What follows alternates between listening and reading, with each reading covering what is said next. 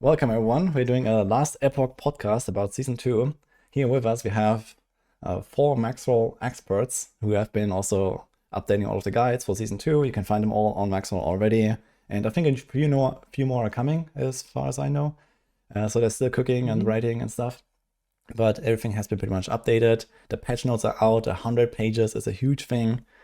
And now we want to talk about, everything that is going on basically. So we have like a little topic list.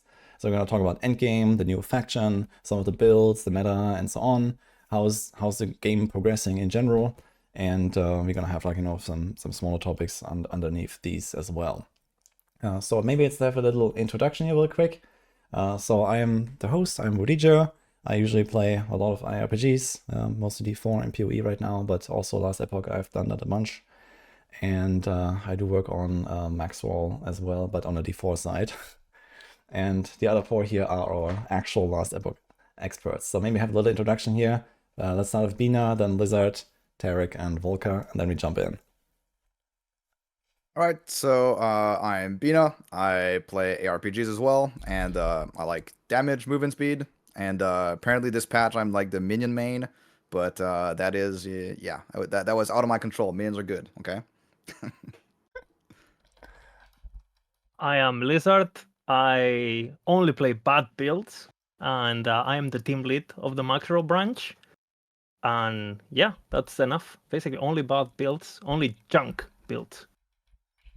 What an intro, man.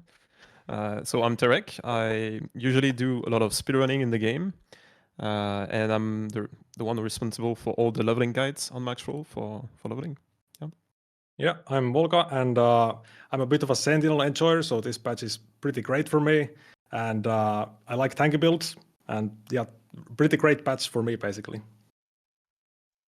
All right. Yeah, thank you guys. We also, you can link your channels and stuff as well. We're gonna also link them in the YouTube bot for this later as well. So I just want to make sure that you guys are also found, but you can also find them all on the actual maxroll articles. If you look at them, you see the authors. So you have all the links there if you look for everyone. And we actually have more people on the maxroll team as well. So there's still some more that are not here today with us. These are not the only guys working on it. But yeah, let's jump in. So let's talk about maybe one of the biggest updates to the game ever in terms of endgame progression. I think the Woven faction and the Echoes is probably like a good start here. This is like probably something that a lot of people are hyped for outside of just like, the build variety. We can talk about that as well.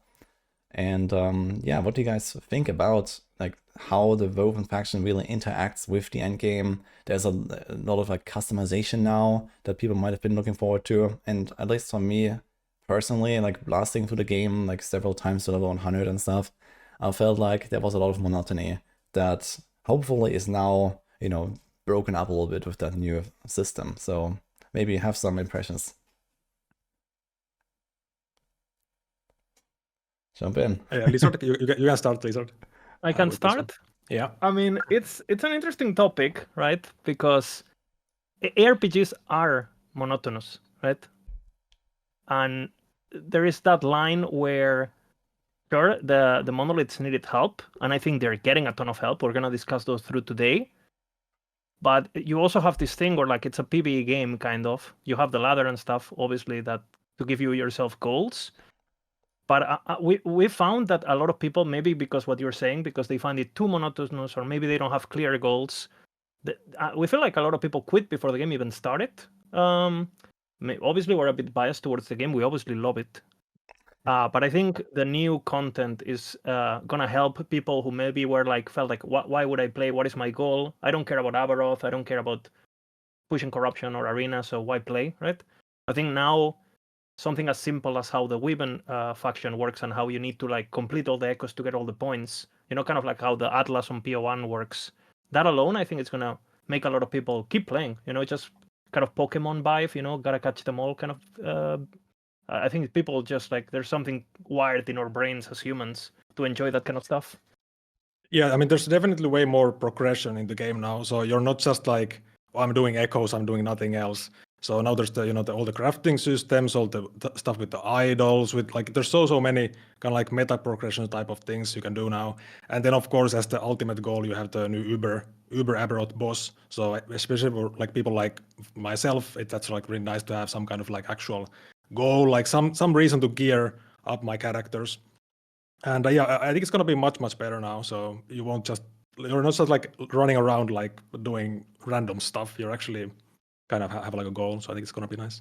Yeah, and it's interesting because this falls into the point where playing an ARPG is it's not really about being OP. It's about like setting yourself goals and having a certain path of progression. And so having all of these options available on the Weaver tree to really progress in the way that you really want to, and having the possibility to customize it, that keeps you engaged with the game. And you're still going to be killing monster. That's essentially what you're doing like all the time. You're killing monster, whether it's in Echoes or in Woven Echoes, but you're working towards certain goals, and that's the important part, right? So they're adding the like Uber Aberrot fight, which is going to be the ultimate end goal for the Mega Blasters. But there's also a lots of other different goals where anyone can find, some sort of path of progression to work towards with all of these new systems. Because we're getting something like, what did I say, like 36 new Woven Echoes, which are kind of like each their own little mechanic. So yeah, it adds a lot of options there. Yeah, there's something that I really like about the new system is the fact that you have a bit more control over your timeline in the endgame system, whereas before you would just like rush certain echo timeline, certain echo island, sorry. But now you have like with the new system the opportunity to actually have an impact on your timeline with the surrounding echoes and stuff. So it's going to be interesting. So you can customize like echoes that are not just the woven echoes themselves, but also others around it. Is that what you're saying? So yeah, there's going to yes. be like some interactions with the surrounding echoes. You have some that I believe you can place one where you reset the echoes around. You can do them again. There's another one that grabs the rewards from the surrounding echoes, that kind of stuff. So Yeah, Yeah, there's there's probably gonna gonna be, be some like strats with those things. Like you want to have like a massive pile of Exaltis or something, and then you redo them again with the Woven Echo Yeah. and stuff like that. So It's very interesting the Weaver stuff, because basically we really wanted to make sure as a branch, as a maxroll team, we really wanted to make sure that the quality for this patch was good, because we knew it was going to be a big patch, and because the game evolved so much with the addition of factions and stuff. I think like we felt a bit as a branch that in previous releases maybe we were a bit like slow to adapt, maybe, right?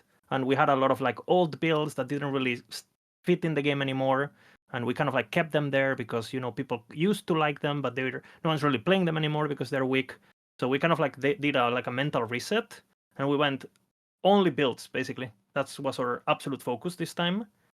And I mean, we archived 20 builds, so you know what it is, right? If that happened to And you. how many new in ones the- did you make? Around 20. I guess We that have works out. 40. So the reason I'm explaining this is because obviously that took a lot of time. So we were doing a lot of like, staying in the dummy, hitting the dummy, and not so much doing echoes. I'm gonna be honest. I don't think I've done many echoes in CT. So basically, the Weaver tree, to be honest, it's probably the thing we're the least knowledgeable about. I think it's also the kind of thing where, as a group of 5 people, it's way harder to figure out. You know what I'm saying? Like, because it's there. You need so much points of data to determine what's the correct strat. Whether it's like a build, you just hit the dummy, you see the numbers, and you know if it's good or if it's bad, right? It's much easier. There's way less variance when it comes to that. So Yeah. I think we're gonna see a lot of people who are smart in that kind of stuff, kind of like push towards a certain strategy that people will adapt. And it's gonna be so interesting, honestly, because obviously we have ideas of what we think it might be good, but I don't know. It's too much. Too many yeah, numbers. you have to play it. Yeah, you have to play the game actually for a long time, and then we didn't want to really spoil the entire season for us and get burnt out before even the season starts as well, right? and so Yeah. like we want to play the game, like that's that's the main reason we're here. Can you guys share how long was the CT active, or like how long did you play it or something? Is that allowed? Months, many months. Yeah, for a Okay. long time. Yeah. Okay, so- We've been playing actively since January 27 every day as a team. Okay, so guys, there has been a lot of work that went into those maxroll guides, that's for sure. Yeah, I have, yeah, I have over like 800 videos of a certain boss recorded, just me. Yeah, I So, mean, we haven't slept too much. We can say that. So it's yeah. Okay, sounds good. Uh, Actually, one point I want to get back to though about the Weaver tree is that's actually very interesting with how, like, I didn't know like all of the different woven echoes now that exist, but there's 36 different types, and some of them have like a special like crafting award, and others have I like think it's this, 40 now, no? or maybe 40 now. I don't know. Okay, so it's a lot of different woven echoes at least. And it sounds like there will be some kind of emergence of like actual farming strategies, right? You kind of like hinted at this, like, okay, what is the best path? But Yes. on the other hand, I think it's also really cool because you have a lot of customization, especially when you're playing solo or like COF at least, where you have to find your own gear. Like you can close the gaps much more easily because you have this flexibility, I guess, right? You can hunt for a certain thing. You also have this option to imprint these items into the tree to then, sometimes find similar items. Like there's some system like that. Yeah. And I guess that's one really cool part about it is that, you kind of play the game and you try to progress your gear. And then at some point you kind of like hit like a brick wall where the RNG is just so much. And it seems like this VR tool will really help, and like this woven echoes will help to like break that up a little bit and allow you to still keep progressing because, you find like all kinds of loot and then this one item is missing and you just can't get it. And no matter what you do, like this is always how it works. So it's going to be very interesting to see. The chase never ends, right? Yeah, and now you can actually like for the LP stuff and everything. Like, there's so many things for the itemization in the game now. Especially the guaranteed LP slam is just massive impact on the itemization. So that's why pretty much all of the macro guides on Endgame Planner, it's just full of uniques, full of LP items because you can guarantee that one affix. So now you can actually have your progression where you're like, okay, I get the one LP item and I can actually get the two LP item that will be better than my one LP because you can guarantee that one affix. So it's massive. On this topic, actually, I guess you have similar experience sometimes when you play PTR or whatever in the 4 and, Reddit somehow knows how to do it better than you, even though they haven't even logged in, right? It's very interesting because we've been reading a lot of nonsense, right? And it's funny, whatever, it's the internet.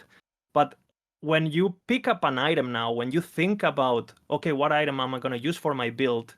It's not just about, let's just say you're between two options. It's not just about what's better on paper. You also got to think about, okay, my build is already using dungeon keys to farm this item.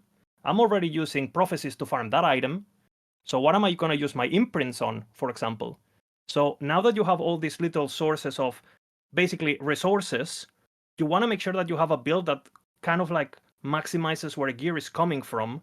You want to have basically one unique that you farm from a boss, ideally, right? Because then you just focus on that one timeline, and that's the boss that you're killing over and over. Then ideally you want to have something that you farm from a specific woven echo, because that's the one that you're going to be imprinting and you're going to guarantee the drops. Then you want to have to use all your keys on something from a dungeon. So, you can keep in mind with portals, let's just say you want to get something like Immolator's belt now. The belt from the Cromorus guy. Before getting that item, I wouldn't put it on a guide just because thinking about doing that dungeon 100 times, I uninstall, bro. I uninstall, right? I don't want the item. It's okay, right? But now, dude, I save 100 keys. Whenever I have them on my portals, I go into the door, 100 bosses in a row. It's an item that drops 50-50 chance and it has LP level 40. You're getting that item, bro. You are gonna get it. And you can even get it now with the Weaver tree. So there's like stuff like you can get boss drops like randomly and stuff like that. So you don't even necessarily need to farm the actual boss for some of these items. So it really helps. Yeah, it's actually a very interesting point that Lizard is describing there. I didn't really think about it that way, but it makes perfect sense actually. So if you can, even if it's like not necessarily like the best installed item or something, right? But it's like good for your build, then you can actually like, really progress super fast by, actually like spreading your farming struts in different angles, basically. One that has raising a lot of eyebrows in I've seen people typing in Discord, and again, like I said, they're noobs. It's fine, right? But for example, people are surprised that we put on Judgment, for example, which is I think it's gonna be dominate hardcore pretty much. That build is crazy, right? On that build, even though it's not a spellcaster and it doesn't use cast speed or anything like that, we use Twisted Heart, right? And people go like, "Oh, why are you using Twisted Heart? It would be much better if you use this, this, and this, and this." And then they link you an item, an exalted item with best in slot seal, best in slot base, perfectly rolled, tier 6 things, tier 6 that, tier 7 that. And you're like, bro, by the time you get that item, I have 3 LP Twisted Heart. You know what I'm saying? So it's the layers of RNG are crazy. Keep in mind that before, right, you drop an LP item, it has to have good implicits, right? And then you have to hit the slam and get the tier 7 that you want to slam with. I don't know if you ever had a situation where you have a bow, for example, you want to slam, but you have a bunch of tier 6s of crit or whatever, but you don't have a tier 7. It's like, fuck, I'm going to wait because I want the tier 7. Dude, you know how easy now it is to get a tier 7? You filter for every exalted bow with a tier 7, right? 4 affixes, 3 affixes, doesn't matter, right? You drop it, you craft tier 1 thing, you spam the fucking rune that things, and then it eventually, because it's 20, it's 1/4 of, it's 25% chance to hit, right? You just get your slam. So again, like something in the last patch, it was very meta, the Frostclaw build, right? And people were posting on Reddit, I'm playing Frostclaw, but it's so hard to get a Twisted Heart with Frostclaw, blah, blah, blah. Bro, that today, in the current patch, is day 1 gear, right? So people need to, we played the game collectively for I don't know how many hours. I don't even want to know. We did an estimation, and I think it's between 2,000 and 5,000 hours collectively for this city. Please listen, okay? Yeah. The minimum power of builds is reached, like the minimum power has gone up quite significantly, and the speed at which you reach it is incredible as well.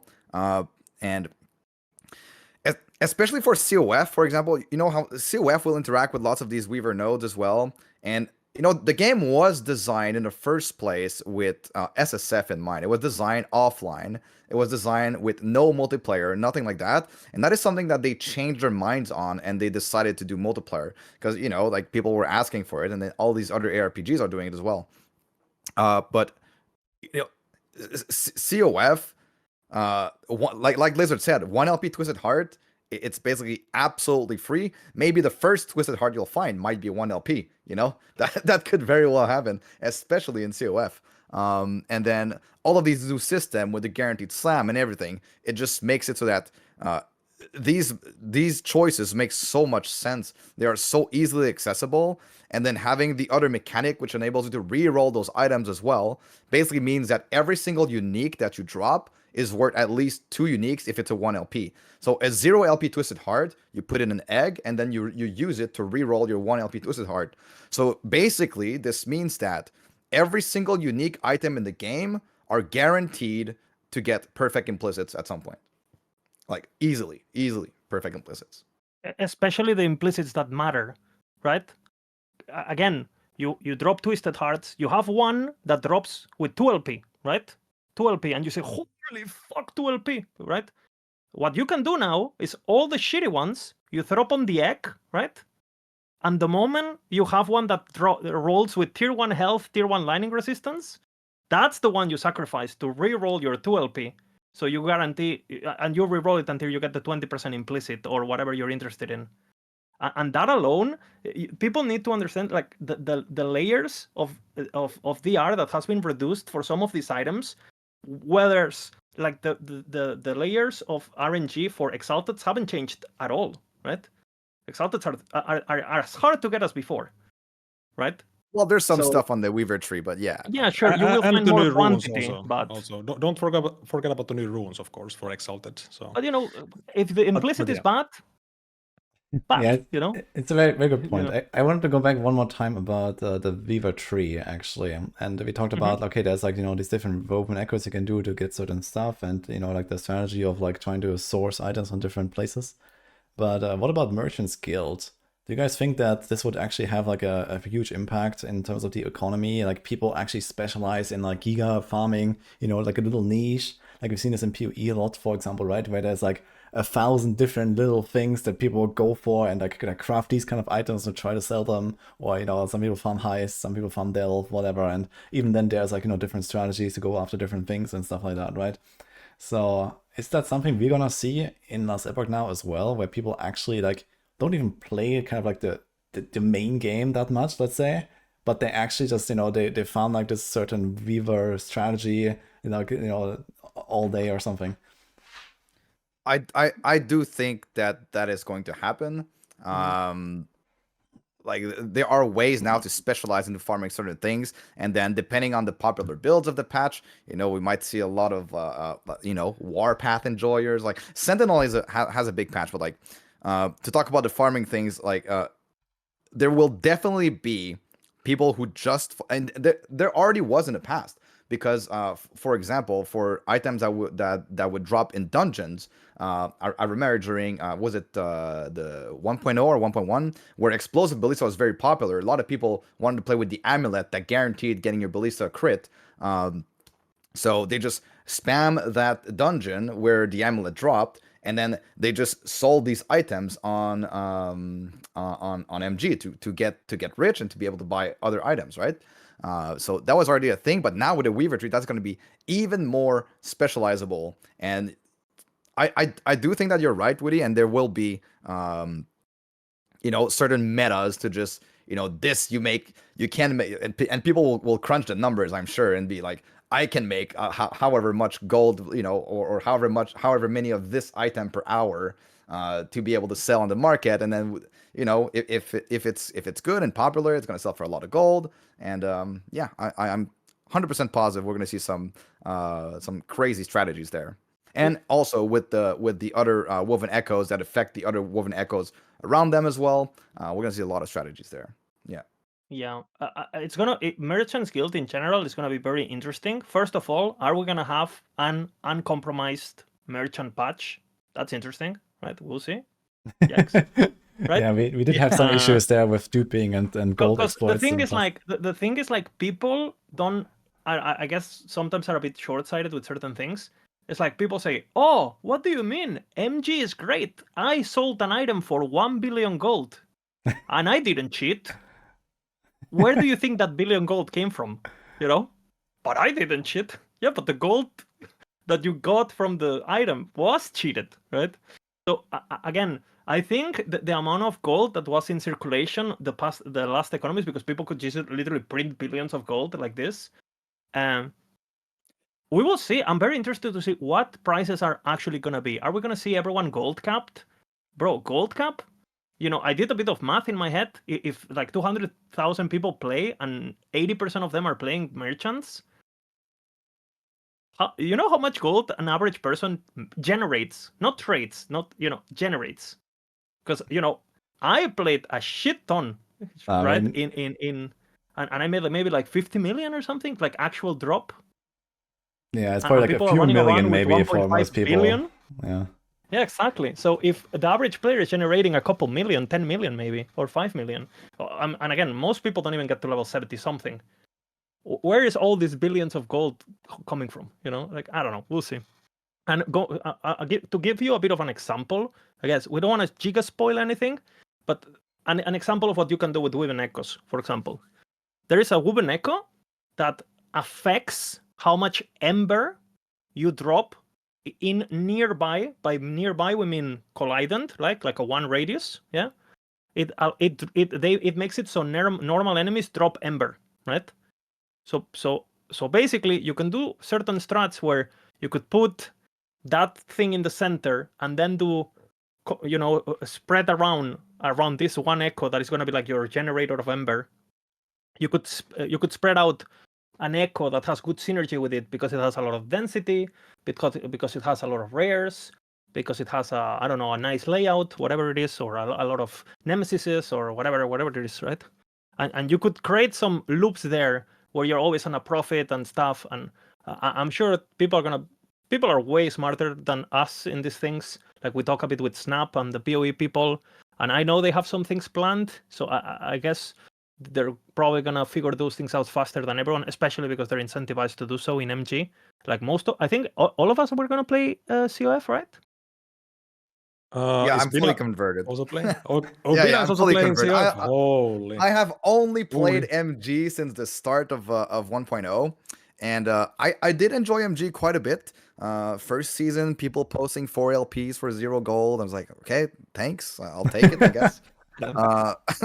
Second season, people learned a bit, but if you play as something that is popular in MG, prices are very, very, very expensive. Yeah, I think things will change this patch, especially with how the economy will be in complete shambles because of all the new mechanics. It puts a lot more value on uniques with no LP or very low LP, uniques with bad implicits. Like the entire economy is in shambles. It's gonna have to readjust. But I've played I've been playing for like 2 weeks now, maybe live in preparation for the patch. Some COF, and let me tell you, COF is absolutely busted. It's absolutely busted. I'm fully converted, fully converted. Yeah, he can finally see the light with the COF. I mean, I've always been a solo player, so for me it's like, there's no question. And of course, even the race, of course, is on solo. So pretty easy choice for me. I couldn't think of playing IMG. Yeah, personally, I have not tried Merchant's Guild, but I have talked to people like from my stream, and I've also seen like people like MP or something, and also Bina in the past, and I just saw like how easily they got like insane gear, stuff that I had never seen myself, even though I had like, multiple hundreds every patch of COF and stuff, and it was kind of crazy how much the high upper end quality of gear was in Merchant's Guild compared to someone who really blasts in COF. And I wonder, how is that gap gonna close now a little bit with like these updates, and is COF just gonna catch up basically? That's a tricky topic too, because the ceiling of items, because of how items are generated, sure, there's gonna be the 1 in a million 3 LP Twisted Hearts and these things that, sure, MG, that's how math works, you will get it. But I would say that for most items, honestly, MG is a time accelerator, and not so much, like, again, if you play long enough, again, if you go and check my live marksman in COF, my multi-shot that I played last patch, which is called Lizard Tails. Yeah, the items I have, you can't even buy them in MG. They don't exist. Like, because again, you depend on how much people are playing and how much people are blasting high tier corruption to get access to these things to begin with. So I don't know. I feel like I believe more in my farming strategies and how I play the game than relying on like the mass to sell items that I might need. You know what I'm saying? Like, I actually think the ceiling, if you know what you're doing, it's I think it's you're gonna get similar stuff personally. It's just a Merchant's Guild is gonna be 10 times faster, and obviously 10 times less gameplay and less fulfillment of gearing properly. Again, that's another very interesting topic. Red rings, right? People think red rings are impossible to get, right? People see, in fact, you have a lot of content creators in Last Epoch that they don't include red rings in their min-maxed planners, right? Because, players are not going to see them. If a red ring, on average, in COF, if you spend all your favor on that prophecy, is 200k favor. 200k favor. You played COF, you know that anyone can farm 200k favor. It's a few hours of farming, but there's builds that can farm that in less than an hour, right? If you know what you're doing. They are not hard to get. You're just new at the game and you don't know how to get them, right? So I think at the moment we have a lot of this, we have a lot of like, people think things are hard or things are weak because they just don't really, they're just new, it's normal. Like, it happens to me too when I play other games. It's fine.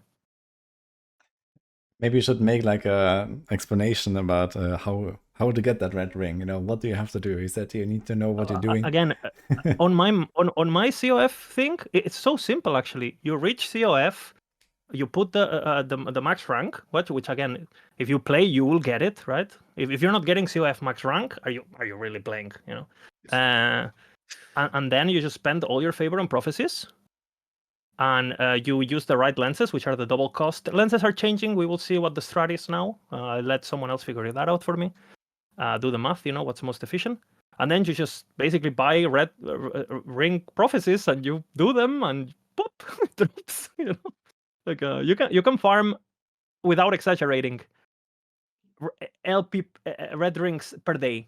You know, if you know what you're doing. At 300 corruption, I play hardcore. You know, like you don't need to, because prophecies don't care about corruption. By the way, the only thing that corruption does is that you make more favor, right? But it like drops. It's not you don't really, you're going super high, it doesn't really speed up you that much. So yeah, it's as simple as that, honestly. But again, people are not doing COF, people are not doing prophecies, and then you can't drop a red ring. Yeah, the game is still generally balanced around this 300 corruption, like soft ceiling, right? Did that change in any way? Like I know that this was like a thing, I think in patch 1.1, right? When they kind of like set this like 300 corruption soft ceiling, and then 1000 there was like another kind of cap or something where the scaling changed, and it was not really worth to go higher than that. And I also think like most people kind of like went for that 300 goal, and then it was kind of whatever after that. So that was like my impression. Yeah, I mean, there's basically a soft cap after 1k corruption, and we test all of our builds at 1k corruption. If you can't do that, then it's not a build, basically. So 300 corruption, that's like day one stuff. So basically, it's a bit of a meme. I think the 300 corruption thing. At this point, builds are so strong. So 1k is like easy stuff, you know. Yeah, I guess we can probably generally expect a little bit of like, not necessarily power creep, but like, the floor, you said it earlier, right? The floor has been raised a little bit because gearing is faster, gearing is more consistent, and especially like, better balance now as well. I guess generally stuff is going to go up, and we also have like, new idols that give us like straight up more power than idols did before, for example. And, we're going to have better gear quality overall, and, we get the guaranteed right slams on our legendaries. So yeah, I guess we can expect to be more powerful and to go higher than before anyway, right? It's interesting.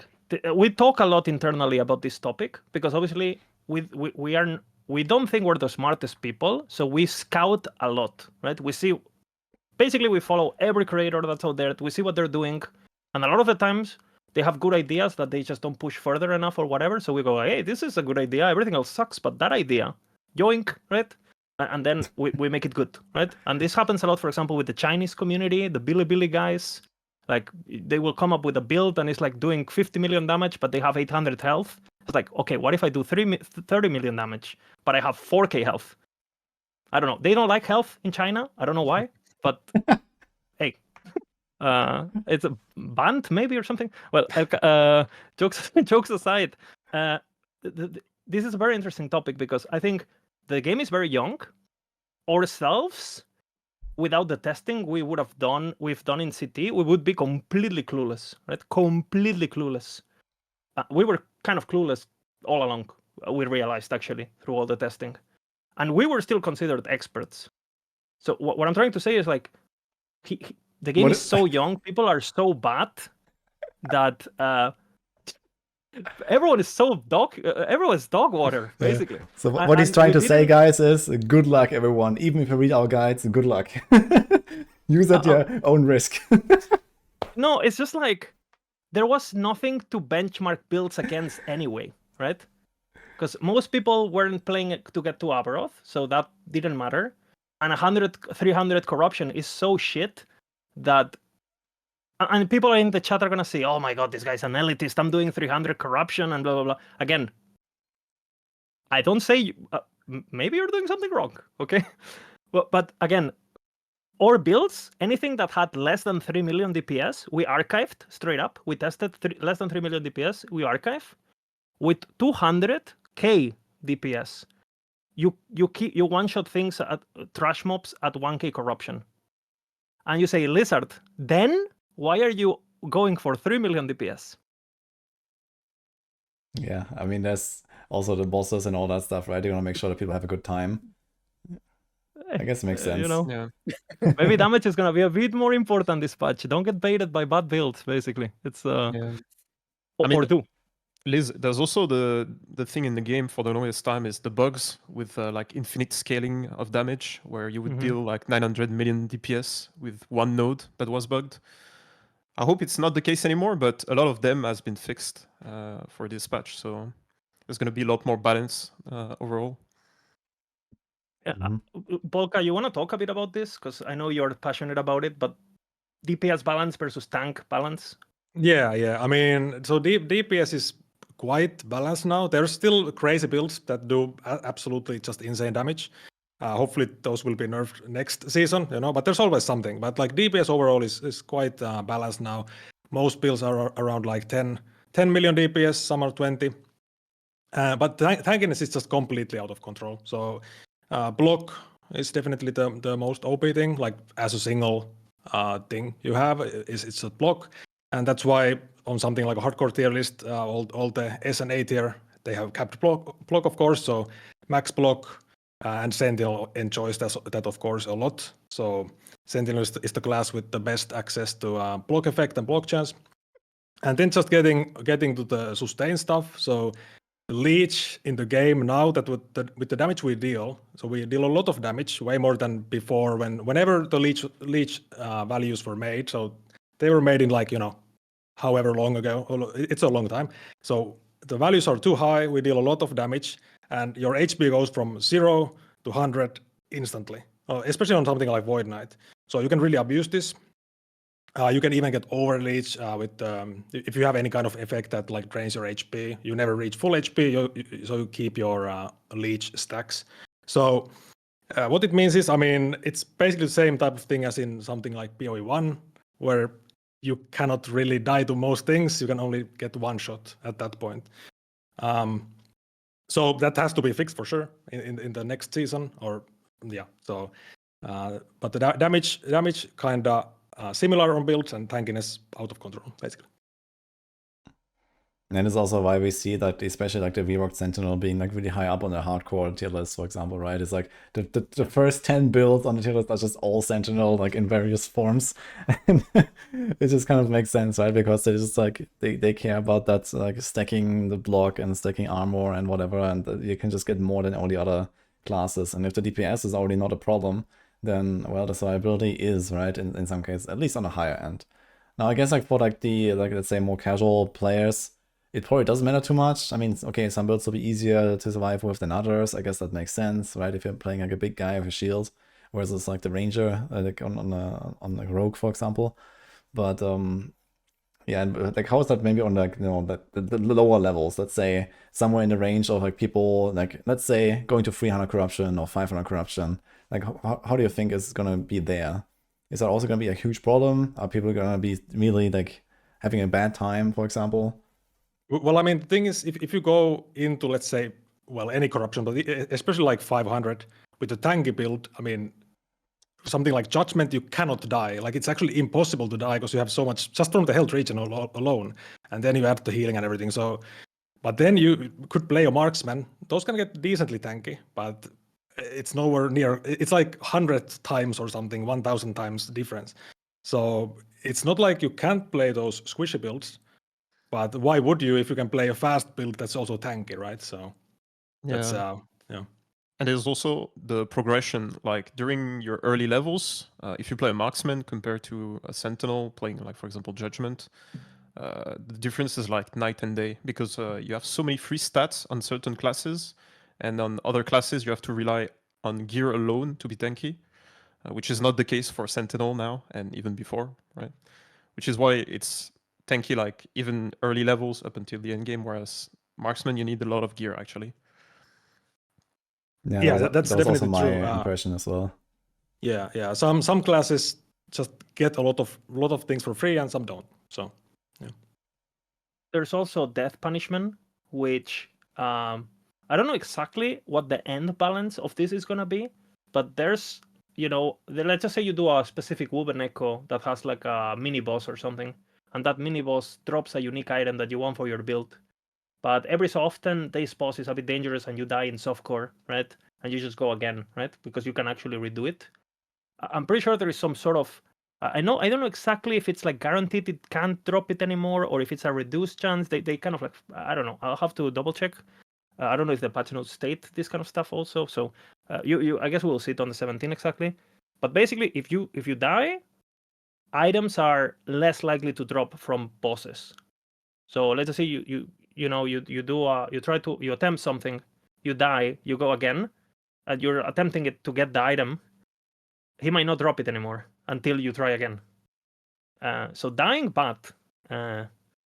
The corpse rushing, again, random YouTube channel with 36 subscribers posting 4K corruption warlocks and stuff. No sense. If you die every 2 echoes, stop. Okay. Get some help. Get alive, I guess. Yeah. So, Yes.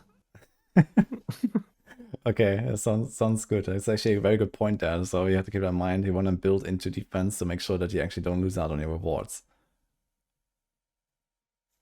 So is that correct? Yeah. Okay. Yeah. Dying is quite punishing in the game, so you want to ideally, of course, avoid that. Yeah.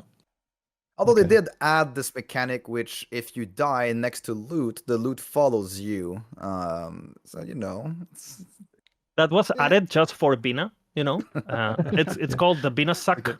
It's like a Okay. black hole that Okay. it's so for the ne- ZHP Ballista build, Make sure you one-shot the boss while the boss one-shots you, basically. So Exactly. Make sure your ballistas linger around long enough for them to kill the boss. But for this patch, And even then Bina you is building respawn. tanky though. Like even Bina is building tanky for this patch. He even has block on a primalist, right? On a beastmaster. So minion. I am converted. I think I don't know. I am reformed. Yeah. I mean, I'm gonna I cry. do like. I'm so emotional. I'm so proud. No, but it's so tempting to just build damage and movement speed and just go fast, and there's not much punishment from dying. That it's just it doesn't really matter that much. But it does feel good to be tanky and have damage. So whenever I can, I've been prioritizing a little bit more tankiness these days. Okay.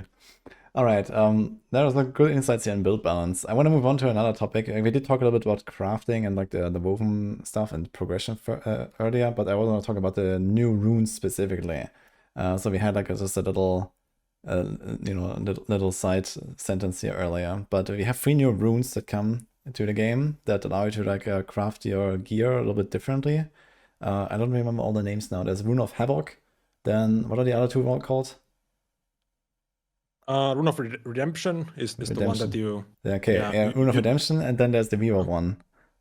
The Rune of Weaving, yeah. Rune of Weaving. Okay, so so I'm gonna explain it real quick. So Rune of Havoc allows you to randomize the tiers of all affixes, of like basically like changes them from one to the other randomly. So when you find an item that has a tier 7 mod and a tier 2 mod, then you reuse it and then they will swap, for example. So the other one will become tier 7, the other one will become tier 2.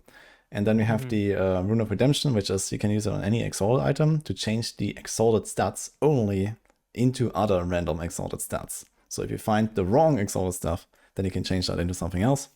And hopefully it's something good. And then you have the Rune of Weaving, which is just like a fast forward for Weaver's Will to not actually have to use the item yourself. So maybe we can talk about those a little bit in that order. Rune of Havoc is probably the most interesting one here, I think, where it really opens up a lot of interesting crafting strategies, I think. Where, if you find an item where previously you had like an exalted stat, and it was like kind of the wrong exalted stat, and the item was kind of useless because, okay, what do? You can like Rune of Removal it, but then the item is just a rare item. and it doesn't help you at all, right? So now you can actually try to, for example, make that a like lower tier like roll, and then maybe like you chaos it into something else with a glyph of chaos, or you seal it away and then you craft something, right? So there's like lots of interesting stuff here. But maybe you can talk a bit more about your experience with that, and also like maybe how often are you even doing this? Like, is this like a common drop, for example? Is this like something really rare, really endgame? Like, how's that? Well, it's a pretty common drop, right? Depending on who you ask, I guess, but like it's about the same rarity as a Rune of Ascendance. Yeah. So Rune of Ascendance, you don't have like you can't keep using them forever, but you do find them every so often, right? So this specifically the Rune of Havoc has one very interesting use. We talked about it a little bit earlier as well, where you will just slam, for example, tier 1 Ballista on your item, and then just change the tier 7 Void Res to tier 7 Ballista, and then you can guarantee your slam in the Eternity Cache in the Temporal Sanctum. So that is one of the main ways where it's like it's a crazy buff to the minimum power of builds, and that's why uniques are also way more powerful this patch. But the Rune of Havoc also, it's very good for Exalted themselves, because you'll want to find, very often you'll want to find a very good base, because the base and the implicit of the item is so important. But it never has it's very rare that it has a really good Exalted roll on it and the stat that you want. So take, for example, a body armor again. Let's take Void Res again. So it has tier 7 Void Res, and it has it has an open prefix. So you can just slam whatever prefix you want, you change it there, and then you get the tier 1 Void Res, you seal the Void Res, and then you can craft your increased health, for example. So it really enables you to manipulate items on good bases way more, and in a way more efficient way than before. Yeah, it's This actually also something. increases, sorry, Go the ahead. skill ceiling a lot, right? It's just the skill ceiling. A good player is going to be able to do, see things that an average player maybe thinks, oh, this item is bricked next, and a good player is going to be able to, oh, I'm going to do boom, boom, boom, boom, boom, and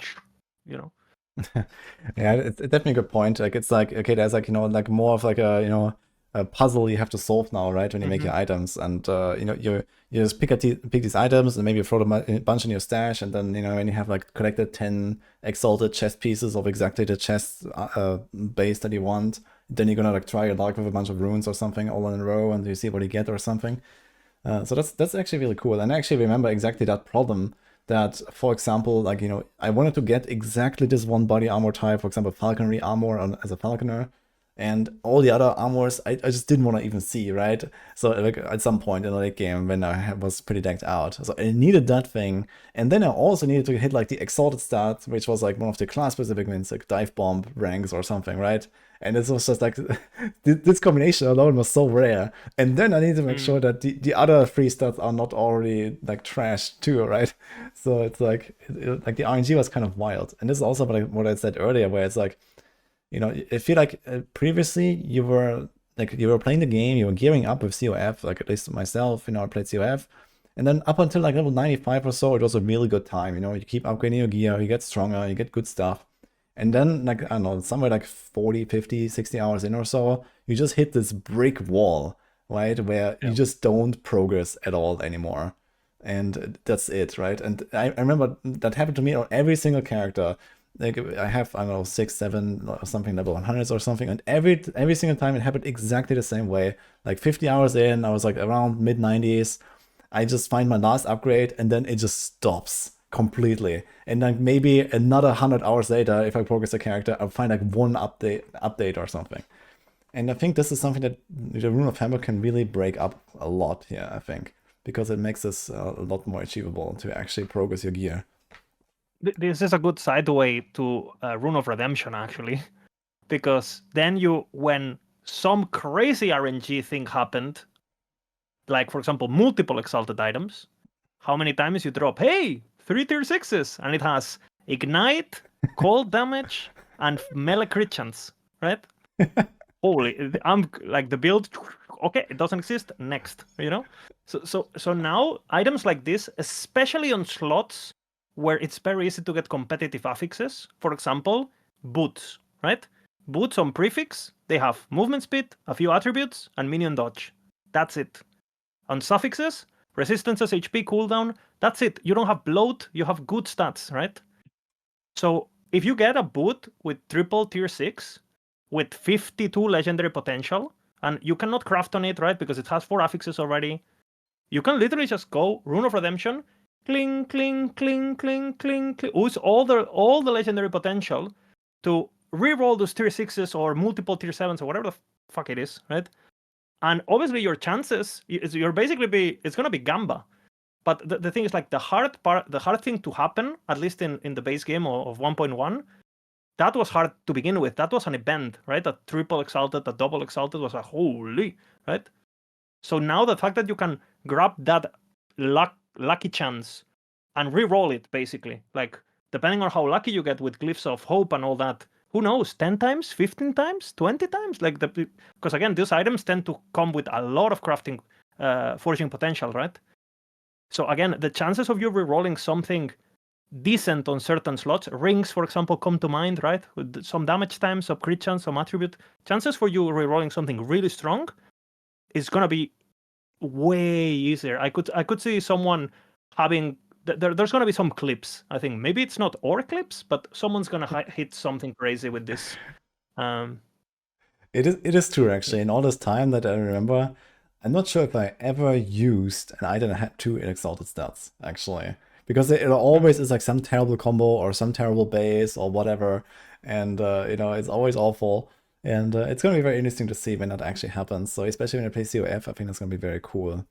And the question is also, like, with those 2 runes now that we discussed, the Rune of Havoc, where you can flip the fixed tiers, and the Rune of Redemption, where you can change exalted stats into others randomly. Like, how does that actually, like, affect, for example, loot filters? Did you actually, like, adjust for that? Like, when you make, like, your own filters, like, did you have to actually have, like, a special rule just to, like, show all the tier 7 mods on this base, that, or something like that? And yes. and you just pick them all up, Yeah, and then you just throw them in the stash, or what? Yeah, loot filters are screwed, basically. Loot filters are basically screwed. You'll want to see so many more items, at least early on. You want to see, like, of course, you want to see all tier 7s. And also the Runes of Havoc, they increase the speed at which, by the time you get to Empowered, you might be full, perfect exalteds of every single stat that you want on your build, tier 6. Because, you only get tier 7s in the level 90 monos. But basically, you want to see so many of these items because you can just re-roll them to whatever you want, right? And then you can guarantee the slam. I am actually working right now on the new version of the loot filter that we're gonna have included with the planners on maxroll, just a base filter. But yeah, basically you want to see all tier 7s at all time. You want to see all tier 6s early on as well. So you will have to mess a little bit more with your loot filter as you progress, as you get better gear, maybe filtered by base as well eventually. But you still want to see the other ones, like the tier 7s, you'll always want to see because you will actually use them to slam onto your uniques with LP, right? So it just adds a much deeper complexity to the loot filter that you want to, because there's so many more items that you want to see now. And you can also swap attributes now. So you say, oh, I'm playing a Dex build. I don't care about anything that is not Dex. Nope. Because you can reroll tier 7 strength, tier 7 attunement, tier 7 whatever it is, to Dex to then slam your Ballista legendaries or whatever. This is so good on Mage and Acolyte, for example, because on Mage, if you play a Shadow Strike build, you want to build Dexterity, but Dexterity is way rarer than, for example, Intelligence. So you're going to be able to access that particular stat much more easily. And on Acolyte, that's the same. You want to have like some Dex, for example, to automate the Warlock build, where it procs more spells automatically rather than using it yourself. But you need some Dex, and the passive tree doesn't have any Dex. The gear is pretty hard to find Dex, so that's kind of nice. Yeah, it's definitely a good point there. And this, I was thinking about the triple tier 6 situation too, because those items, for example, they will. I'm telling you, bro, like it's gonna be crazy. Plus sealed exalted, with this new, because there's a new node on the woven tree as well, which lets you. Do you want to talk about that, David Vina? It's what I was gonna talk about, but I go ahead. No, chat is gonna flame. No, you do it. No, there's a node where Okay, so we've talked a bit about the Weaver tree, right? So there's many different avenues where you can spec to like find loot, and there's one which is champions, and then champions you can imprint an item, and then basically you just add as many champions as possible, and there's a slot where you imprint your item, and it will. I don't remember the wording exactly, but you have a chance that you drop a pile of items that always have a sealed affix of the item that you've imprinted, and it can roll up to the tier that it is, right? So if you find a crazy good, like, double, triple, exalted, whatever, and then you just re-roll with the Rune of Redemption, for example, to get some good exalted rolls on this, then you can find piles of items that have up to tier 7 imprint, like a tier 7 sealed, I don't know, hybrid health belts or something like this, right? And so this will just add, I am very curious to see after a few, maybe after the few first weeks, maybe the first month, how crazy like the exalted items that we're gonna find are gonna be. Yeah, it's going to be really something special. And to the feeling that you were talking about, Woody, about like, okay, RNG layers that are realistically achievable are done, so I'm gonna quit. We are gonna have this breathing situation, right? We're gonna be breathing items pretty much, where you combine one item in one slot, one other in the. It's kind of like Pokemon kind of vibe, where you keep evolving the item, it keeps dropping a slightly better. You keep imprinting it, and eventually some abominations could come out of that. And again, I haven't tested that much with the imprinting itself because I've been busy, right? But from what I've been hearing and other CT testers and stuff, apparently it's pretty strong. We will see, because normally EHG has kind of like measures to stop RNG, kind of like how LP works and stuff, and they always have like diminishing returns and things. So I assume they have these kind of things in mind. We just haven't looked into the actual numbers. I'm sure there's going to be crazy calculators in there and imprint generators and imprint, maximum potential item and things like that. But yeah, it's definitely gonna be at least you're gonna be looking forward to seeing a drop. Is what I'm trying to say. Yeah. And imprinting is very interesting because you can literally drop the same item base, but for example, a different exalted affix. So you could like literally just print a certain base to try and find the right exalted for it, and then you have the runes on top of it. So you see there are a lot of systems that come into place and that kind of interact between each other. So it's gonna be very fun. Yeah, This I believe helps, that. for example. Sorry. I was going to say that I guess like especially when you combine these different systems that we get now with like the imprinting, with the new runes, it suddenly opens up so many possibilities and it reduces the RNG required.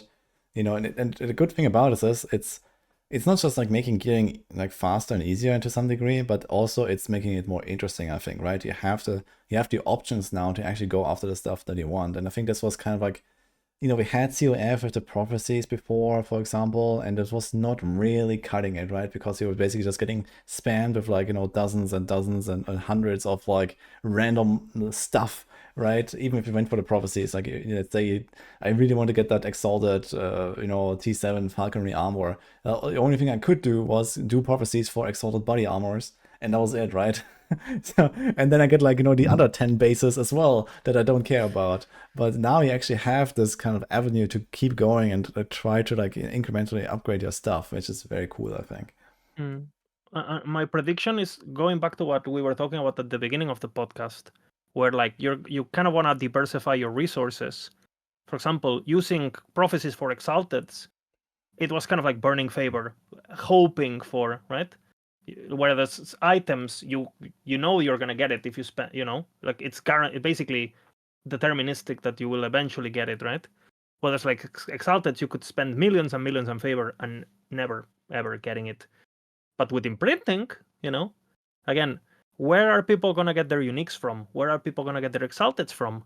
What are people gonna do if they need sets? What are people gonna do if they need dungeon uniques, right? All of these things, you definitely want to have to not just plan the build you want to play, but you also want to, how like in PoE, people say, oh, I'm going to get my belt from Cortex, and I'm going to get my this from Harvest, and I'm going to get my this from Betrayal, right? And you kind of like have a bit of a checklist and a bit of a path. this is for sure going to happen, and the better you're at the game, the more rewarding it's going to be, because obviously if you're a noob, these things are going to kind of like glance you, but I think it's going to make people want to invest time into LA and be, oh wait, there's a lot here to learn, to hopefully stop them from quitting, right? Hopefully. Yeah, I guess it's very important for people to kind of like see, that they are progressing, right? Because the fun part about RPGs is that you find the loot, that you get stronger, and you kind of like have this, option to keep going, right? But, we are grinders here, we blast the game a lot, and a lot of people don't even do it anywhere near as much as we do, right? And maybe they quit at level 80 or they quit at level 90. They don't even go to 100, and, there's like, this insane gap of, they don't even reach like this whole potential of Circle of Fortune, for example, or they don't have enough gold to buy anything really crazy on the merchant skills and so on, right? So I guess now we're gonna see actual people progressing more just because they actually, they have a path forward where previously they were kind of like maybe lost. Like, okay, like I just need to grind now and hope for the best kind of deal, right? If they didn't really know and like what to do and like how to actually like grind it out. But I guess now you have like all these different options, and now you can see, I have these runes here. Maybe I should try to use them on a few pieces. Or now I have these woven echoes here. This can give me this thing, right? So I really wonder how this is gonna like impact the longevity overall of like a season, for example, for like many players. I do think it will help quite a bit because you know how usually players were doing the regular monolith, get to empowered monolith, and it's just the same thing all over again. But now you get to monolith, you get this system with the blessings and everything, and then you also get the woven system, which you get points. People are usually completionists, right? They want to get all the points they possibly can, and so you have to complete all the woven echoes to get all the points to fill in your tree. So I think that's gonna help a lot of like players have some sort of goal to look towards doing, and especially completionists, like, oh, I want to unlock the 36 points. Oh, let me go do these woven echoes, and these woven echoes also introduce the way to, because they're basically side content. You don't have to do them in normal monolith. You can, once you unlock the faction, which you can do very fast. But what if those woven echoes are slightly harder or much harder than the regular gameplay? Then you're gonna have a situation where, sure, people are mapping and they're cruising and it's easy game and it's casual friendly and you keep the friction low, right? But if the player goes into this side content because they want to get the completionism and they feel the pain a bit more, right? Then they're gonna be like, oh, maybe there is. I'm gonna keep. You know what? I'm gonna keep playing. I'm gonna get my thing, and then I'm gonna go do some woven echoes because I feel like I'm gonna get a big breakpoint of power once I get level 80 and I can wear this unique that I have on my stash, right? That kind of stuff. And another thing for casuals that is gonna be huge is the fact that on second characters, the entire monolith is unlocked if you have done it already. So again, overall, casuals are eating. Like I think the EHE wants to please people like us, but they also want to make sure that people that are casual are incentivized to aspire to be like us, right? And to invest more into the game and to be like, hey, you know what? This is worth my time. I want to learn this game. This is not just like what I do when PoE patch is about to end, Not to forget all the like specific uniques you can only get from the woven echoes, all the crafting you can only get from the woven echoes. So it's really, there is incentive to actually go for those. And some of those woven echoes actually you can only do them at like a certain corruption. So there's stuff for kind of like every level of gameplay. Oh, that's interesting. So it's actually not just Uber Abaroth that has like a certain corruption level, but like multiple of those that unlock over time. Okay, so I guess it's also a pretty good way to kind of like, onboard people to the system, right? It's like, okay, now you unlock this echo, and okay, you can go and like upgrade your idols, and now you unlock this thing, and now you can do your legendary rerolls or something like that, right? So it's really smart what they've done because, for example, I played all of us here played a bit of PoE too, and I think it's kind of like, how like with beacons they try to achieve this kind of gameplay or this idea of like, oh, you're gonna save some resources so then you can do this juice like run of this section, but it ends up being tedious because there's so much pre-planning and there's so much It's a bit lower now, but you know what I'm saying. It creates a bit of like a FOMO situation and stuff. The great thing about the Woven Echoes is that you can just do it, right? You can just access a cemetery, which they're as common as, let's just say, arena echoes or something. You know, you're not going to struggle to find one. And you know, the moment you feel like it, you just boom, boom, boom, boom, and you just do it, right? And you can craft. You know, I don't know if you guys seen in the trailer how it works, but basically, when you put an echo, new slots spawn on top of it. So instead of you having to min-max the arena, the web, so you can like place your echoes properly, you don't have to do any of that. The moment you want to blast and you want to do this content and you need, I need the crafting from this one echo, you go and do it, right? So the fact, I think that it's so little friction with all of the strat and without all the tediousness that I think it's just for casuals and stuff.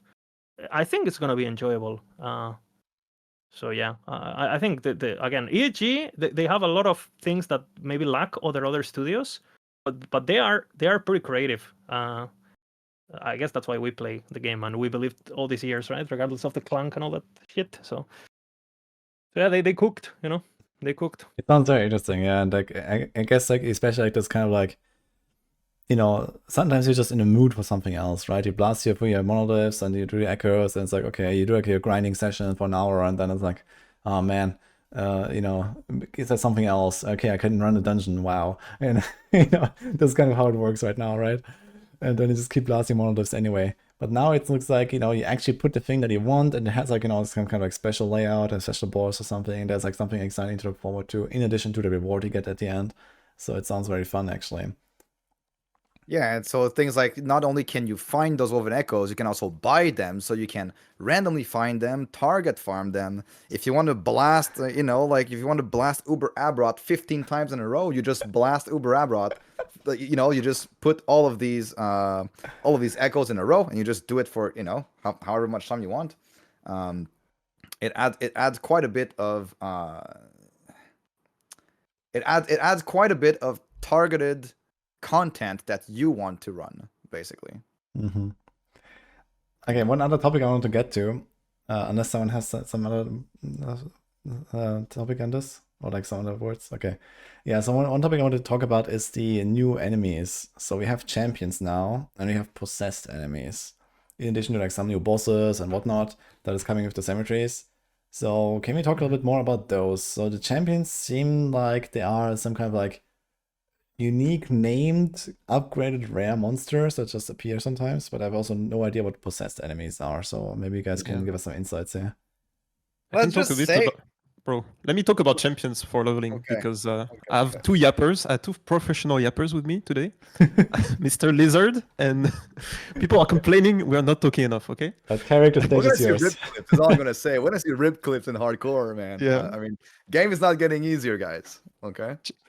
But yeah, champions are going to be interesting for the campaign because they are, like you said, basically upgraded rares, but they drop specific affixes that are sealed on the items. So you cannot take those items and create a legendary after that and get the sealed affix on the legendary. But what's interesting is that basically the champions, they have like very specific mod, and those champions are going to drop their respective affix. So if you want a specific affix from the champion affix pool, you can farm specific like champions, and some of them are really, really good for leveling. For example, there is one that gives you +1 charge to Void Cleave, which is really good on Sentinel to get like extra stacks on your forged weapons, for example. So it's like a buff, and the more stacks you have of Void Cleave, the more buffs you can apply to your forged weapons. So you kind of have like different options for leveling compared to before, because they try to introduce, for example, personal items in the campaign where they had like very niche stats, but they were like at a specific tier. You couldn't like drop them other than like once in a specific chest in the campaign, and they were very, very niche compared to like those new mods for champions. So I think at least for leveling, champions are interesting. I wouldn't personally recommend doing them during the campaign, but we'll see. we'll see how it goes. Okay, so do you Um, encounter these champions in like only specific zones? Like you say, you can farm them. So can you actually go and like reset a zone and then like do it over and over, or like how is that gonna work? It's just like rares.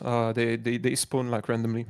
Okay, so Basically. there's not actually target farming exactly. Like okay, you find their No, champion sometimes, and But yeah, No, the there target is, farming there is is, more there about the name. Like you see the champion's name, and so you know that he's gonna drop this specific affix.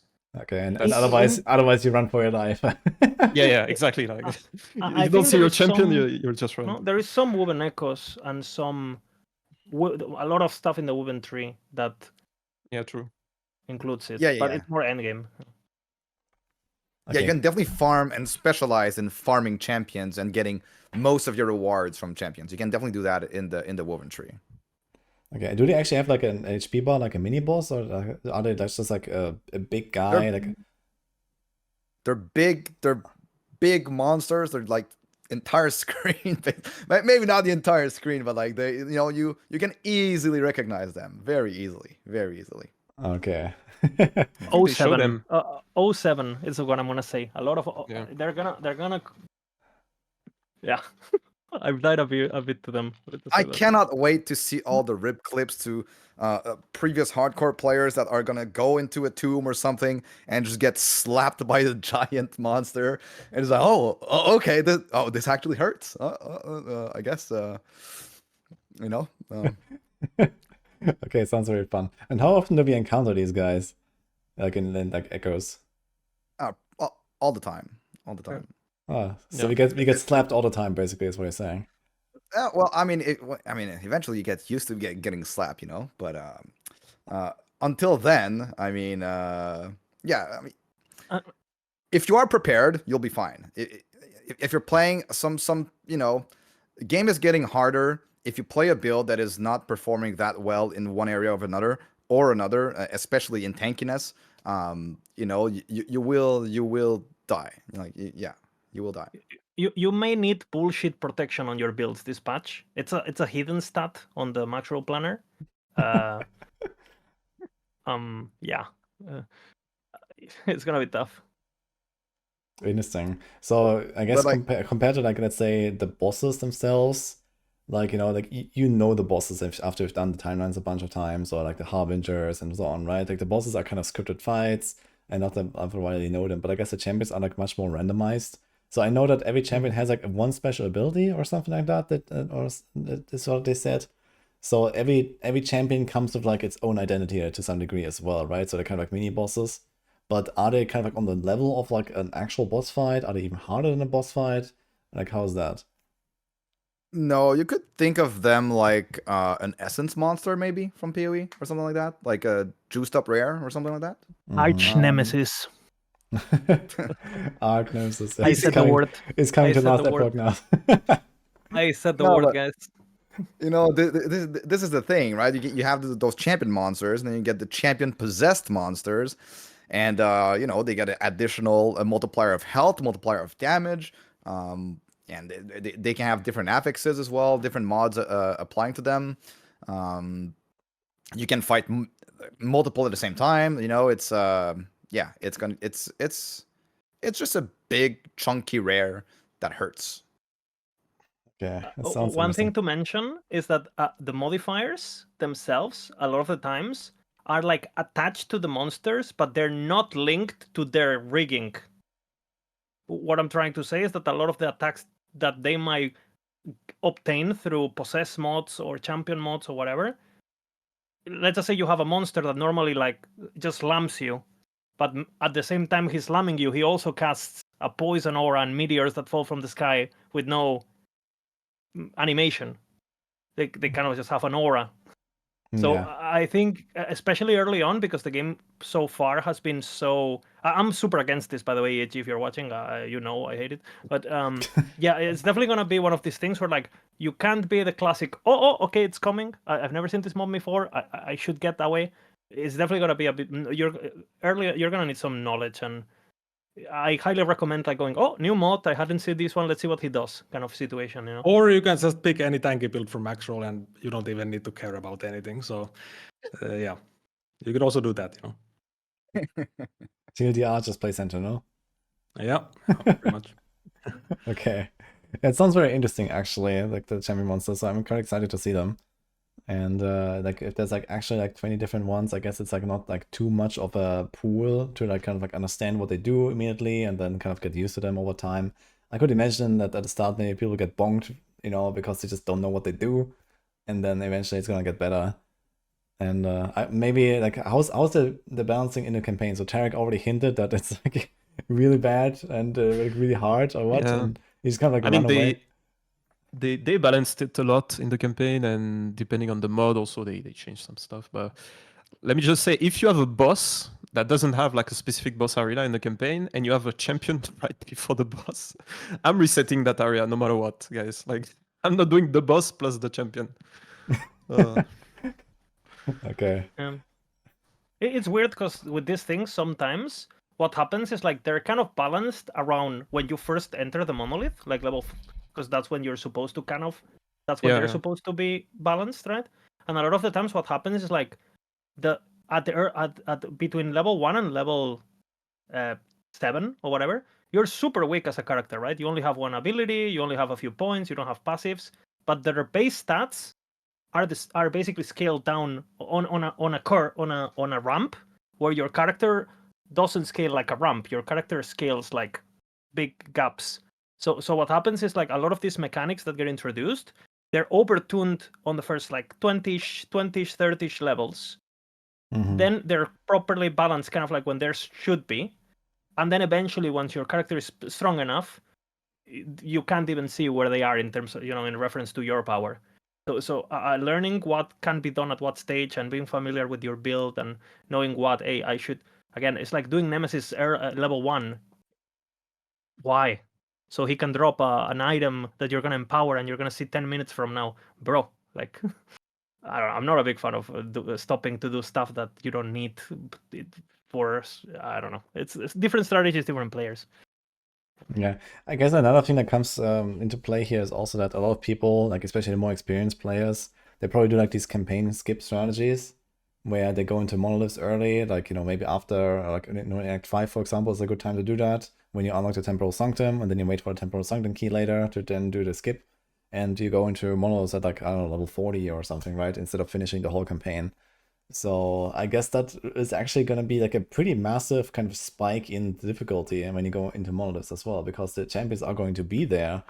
And can it be objectives as well? Is there actually like an objective, for example? I have to defeat a champion or something like that?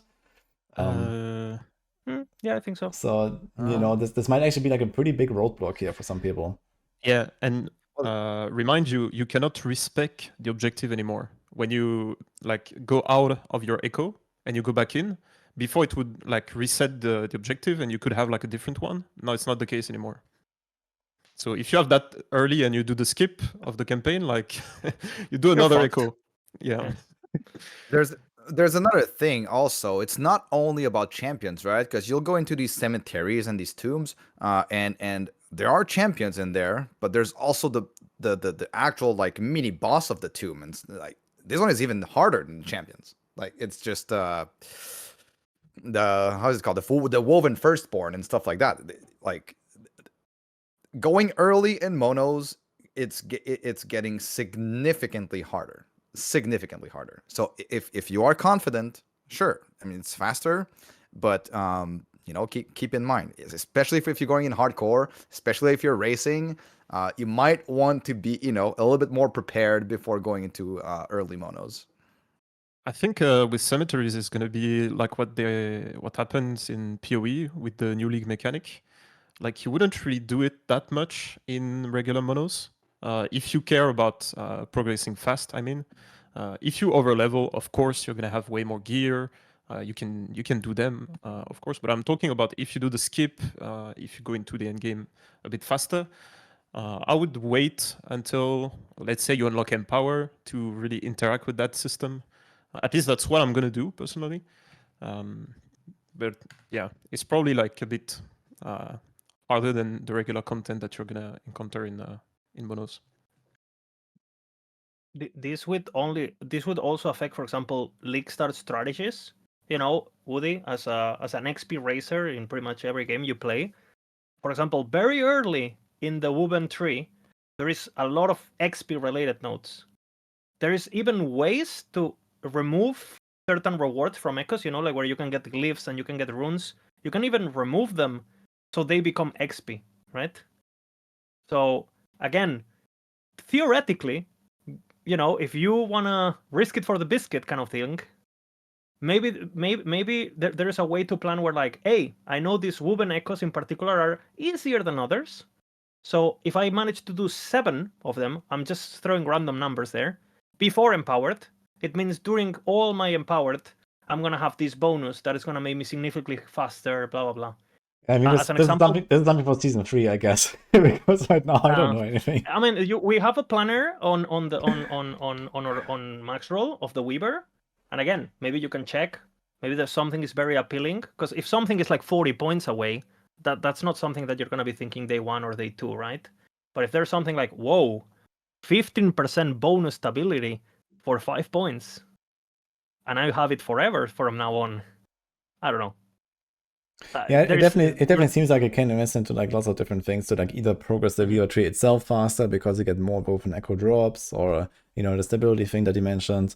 So I guess it comes down to like kind of min-maxing this a little bit and just like picking up all the stuff early on, and then maybe later once you have the entire tree unlocked and you don't really care anymore, then you're probably gonna go more towards like the loot side of things, right? Where you like try to min-max the acquisition of items. So it's gonna be interesting as well to like kind of respec your tree at various points, I guess. But I want to stay on the topic of the enemies. So we talked about the champions a lot now. Can we talk about the possessed enemies as well? Like, what are they exactly? Well, they're just it's just basically when an enemy gets possessed, he gets a more damage multiplier, more health multiplier, and he drops the currency of the Weaver. Basically, just a stronger, just a multiplier on it. It can basically possess anything, and whatever it chooses will be harder. Okay, is there some kind of visual? Like, does it only appear in like the cemeteries, or is that in any echo, or like how is that? There's different ways. Some can spawn as possessed already, and you would see it, and it would have like a possessed word that looks necrotic under their name. And those are basically double juiced because they're champions and they're possessed, right? So it's like, again, we're getting into double juicing mods, applying different mods, combining craziness. But then there's also what they're called, like, there's like woven cocoons, I think they're called, which basically are like chests that are just there as static enemies. They're destructibles. They don't do anything to you, but if you destroy them, different outcomes can happen. You could drop a cocooned item. You could a monster could spawn of them, like a mummy kind of situation, where right, it comes and it attacks you. Or you could release a spirit that you could see the animation. It kind of looks like a wandering spirit on crack and just goes right, and it like goes into a nearby enemy, and it appears kind of like on top of them, like if they had a dread shade, and they get juiced, right? And I'm pretty sure the juice can stack too. So. Okay, so it sounds like that tormented spirits basically from a PoE or something like that. Yeah, kind of. Okay. So is there also a way to, for example, prevent them possessing enemies when you see them or something? Don't kill the X, I guess, with your super AoE build. That for sure you will control. Yeah. Yeah, okay. Not really. It's just, and you can obviously, if there's some X at the edge of the screen, you just like fought somewhere else, right? But yeah, they're part of the game. They will happen. And the tombs and the cemeteries, they're filled with them, like filled. Okay, so I guess it's actually a big reason why the tombs and the cemeteries are actually much harder than the other content, right? Yes. Well, yes. All of the possessed mobs and the many champions you'll encounter there, and specifically the boss as well. Yeah. It's like some Wait, can the boss be possessed as well? Can the ghost go there? I'm not sure, honestly. I'm not sure. Okay, so it sounds like it doesn't necessarily happen, at least. There is a lot of weird things about this. I'm gonna read a specific point about this. Let me open, because we have a planner now on maxroll, but I think it's this. For example, on the weapon tree, you can make it so enemies are always possessed for more loot. You can make it so all rare enemies are permanently enraged, right? And they just drop more runes and glyphs. Yeah, Yeah, that sounds like a very good strat for hardcore. there is also, you can also possess nemesis. So they're possessed nemesises, right? So they're gonna be doing their nemesis thing plus whatever possess mod they have, and if they're possessed, then obviously more loot and all that. So there's definitely gonna be one of those things where, like, if you want to keep the game vanilla in terms of difficulty, you can do so, but not specking into these nodes. But if you feel like you're an absolute giga chat, you're blasting, and you feel like your build can take more, you can grab all of those and just go crazy. Yeah, it's actually very interesting because there's like an alternative to pushing corruption, right? So you can just spec into the stuff, and like there is effectively an infinite difficulty, scaling with the corruption. But there's also this now where you can like stack this on top of it, and it's like a very short-term fix as well, right? And a pretty effective one. It seems like very lucrative as well as some of those nodes.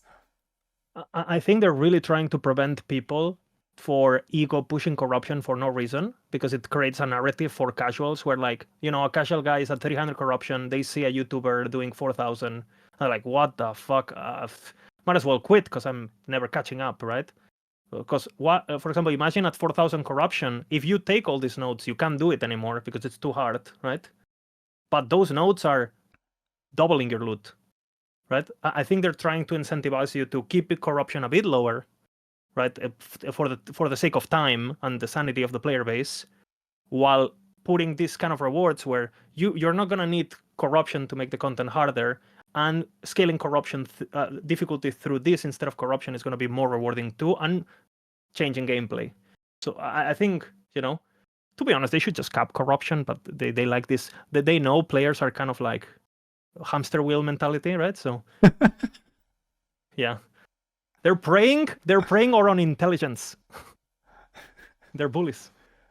Yeah, people asking in chat if the Judgment Paladin is gonna be fast enough. Yes, it will be fast enough, just not gonna be on the level of like S or A tier. But there also will be gameplay, by the way, for every build from me at least on the 17th.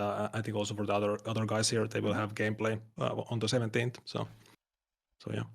Yeah, maybe we can talk a little bit about like the builds themselves now as well. Like we've gone through a lot of topics now with the woven stuff and the enemies and so on. But what about the builds themselves? So I know you had the other podcast already talking a little bit through the maxroll guides that he made. And I don't know, maybe like you can talk about like what are the kind of big newcomers, what is like the exciting stuff, especially now with the Sentinel rework. What can people expect compared to what they have seen before? Yeah, I mean, definitely the Judgment Paladin is one of those really good ones. It's going to be really popular, especially for hardcore. Easy, like S. If we had an S+ tier for hardcore, it would be S+.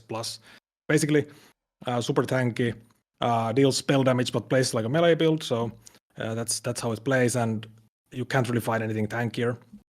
For DPS, you can go for Void Knight, definitely. So Erasing Strike would be like a premier DPS build.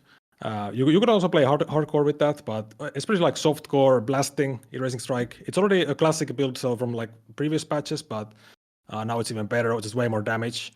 And Warpath, we basically think Warpath is gonna be might be the most popular build. It's just spin to win. You hold down one button, and you have like massive AOE because it actually just ramps up the AOE the more you channel it, and it's pretty crazy. Massive damage also, of course, because why not? Of course we have massive damage on everything. So yeah. It's definitely a Sentinel patch. This patch is definitely a Sentinel patch. The Sentinel rework, they really, I guess either they nailed it or they went overboard. But I think they pretty much nailed it. Maybe Erasing Strike didn't need the 100% more damage added to it on top of the buff to the damage effectiveness. But for Sentinel enjoyers, it's going to be amazing, whether it is for, spin to win or giga damage Erasing Strike or giga tankiness with Judgment. There's options for everyone, basically. Yeah, and people asking about bossing with Warpath, how much worse than Erasing. It's actually quite close. So, of course, it is like ramping damage. So you need to keep that in mind. So Erasing Strike is like all up front.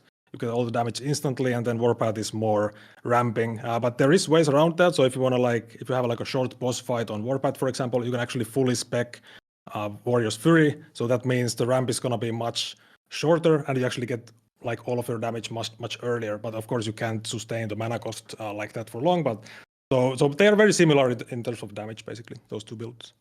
And where does like Forge Guard come in here, since that is also part of Sentinel and one of the other masteries?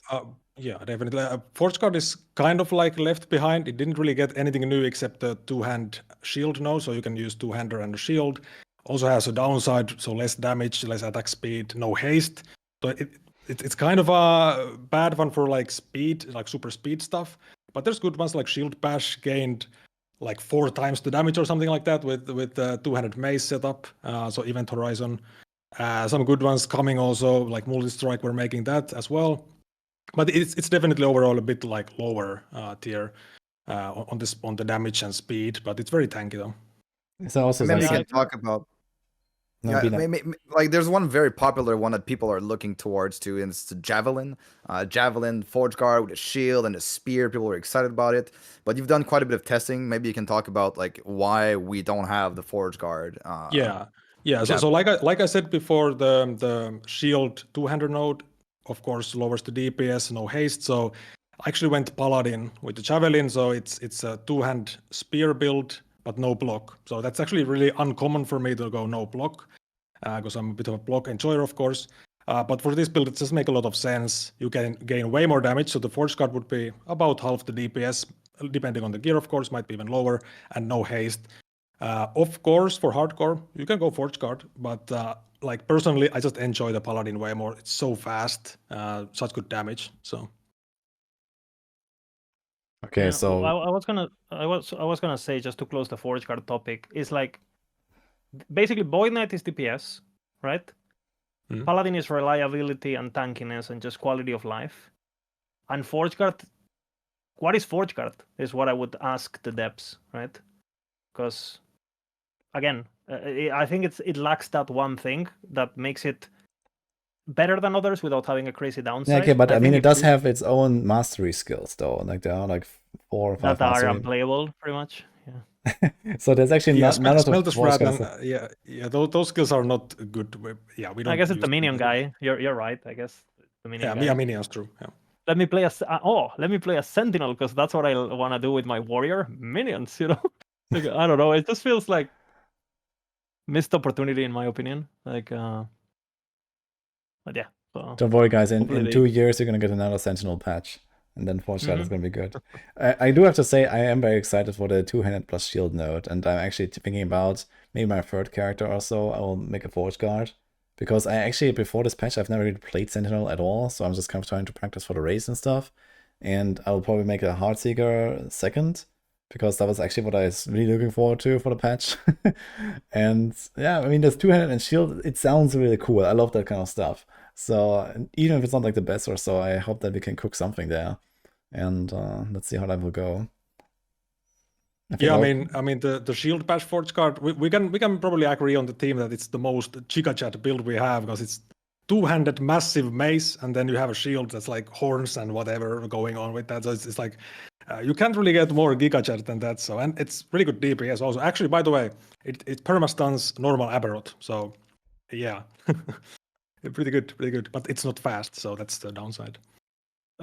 Volker, I want to mention a bit now that you mentioned normal Aberoth. A lot of people ask, can the builds do normal Aberoth? Maybe. Yeah, so like all the builds we have, basically normal Aberrot is like a target dummy. So yeah, that's how it is, pretty much. He doesn't. Yeah. Of course, with the endgame planner. Yes. So So for the people that are worried that, okay, this is only a Sentinel patch, and like only that class is really good and everything else is in like an A or B or C tier. So even the C tier builds will have no trouble against Aberoth, is what you're saying. Yeah, exactly. Everything is super viable that we have. So we have no like bad builds anymore. We archived all the bad ones, pretty much. Okay, only good builds, guys. They are C tier builds, but they're still good, basically. Yeah, exactly. Okay. I mean, you know, like I guess this distinction becomes more apparent when it comes to like the juicing and like the really high corruption and then Uber, you know, that is supposed to be like very hard. So of course people should probably go for like the best builds, you know, have these kind of ambitions. But I guess most people don't necessarily even want to go there. And in that case, you just play what you like, right? You just pick one of the builds. It doesn't have to be like the top tier build. And I mean, personally, I've also done that in the past. You know, I've been cooking weird stuff, and you can always be successful with that, even the previous patches, not even having played the new patch or something like that. So yeah, I think it's gonna be very fun for a lot of people to explore Last Epoch again, or for the first time even. You know, with like all kinds of builds that are on maxroll here. Yeah, we've done a pretty big pass on the tier list as well. Where like S and A tier, you know, sometimes the difference between S and A is kind of hard to kind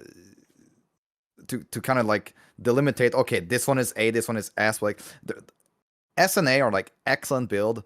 B is like a very, very solid build. C is like where you start saying like, okay, I mean, probably wouldn't recommend this like the first build to someone, or like probably like you only play like C builds or less when you really like the skill, basically.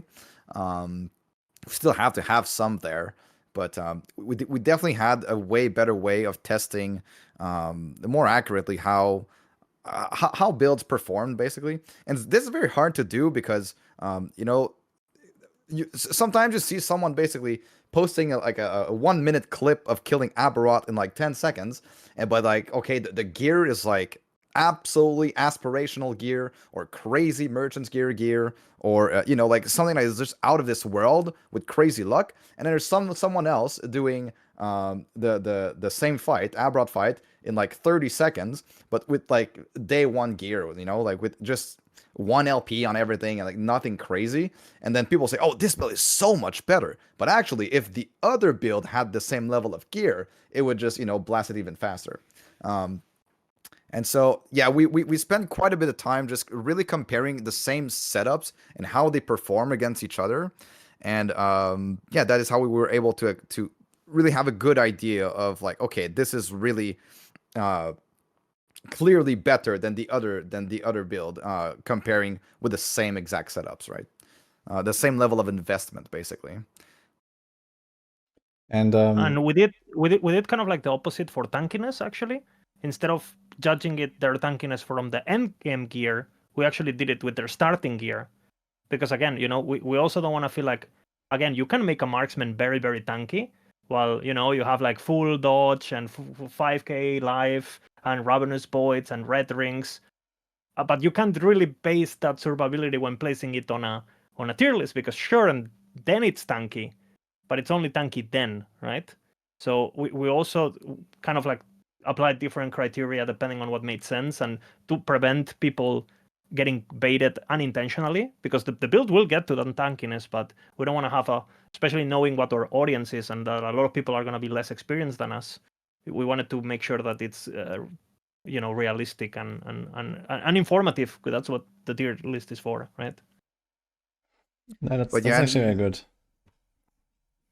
Yeah, another point also, it's important to state that you could build, you know, pretty much the same build with the same skills and same everything, just extremely more defensive and way less damage, or way more damage and like no defense, right? So we strive to have like a good balance of both. And so yeah, like sometimes we hear, oh, but this build does way more damage. Look at my Aberroth kill, which is like 10 seconds. But you know, it's like, that is not what a balanced setup with like item swapping and stuff like that, right?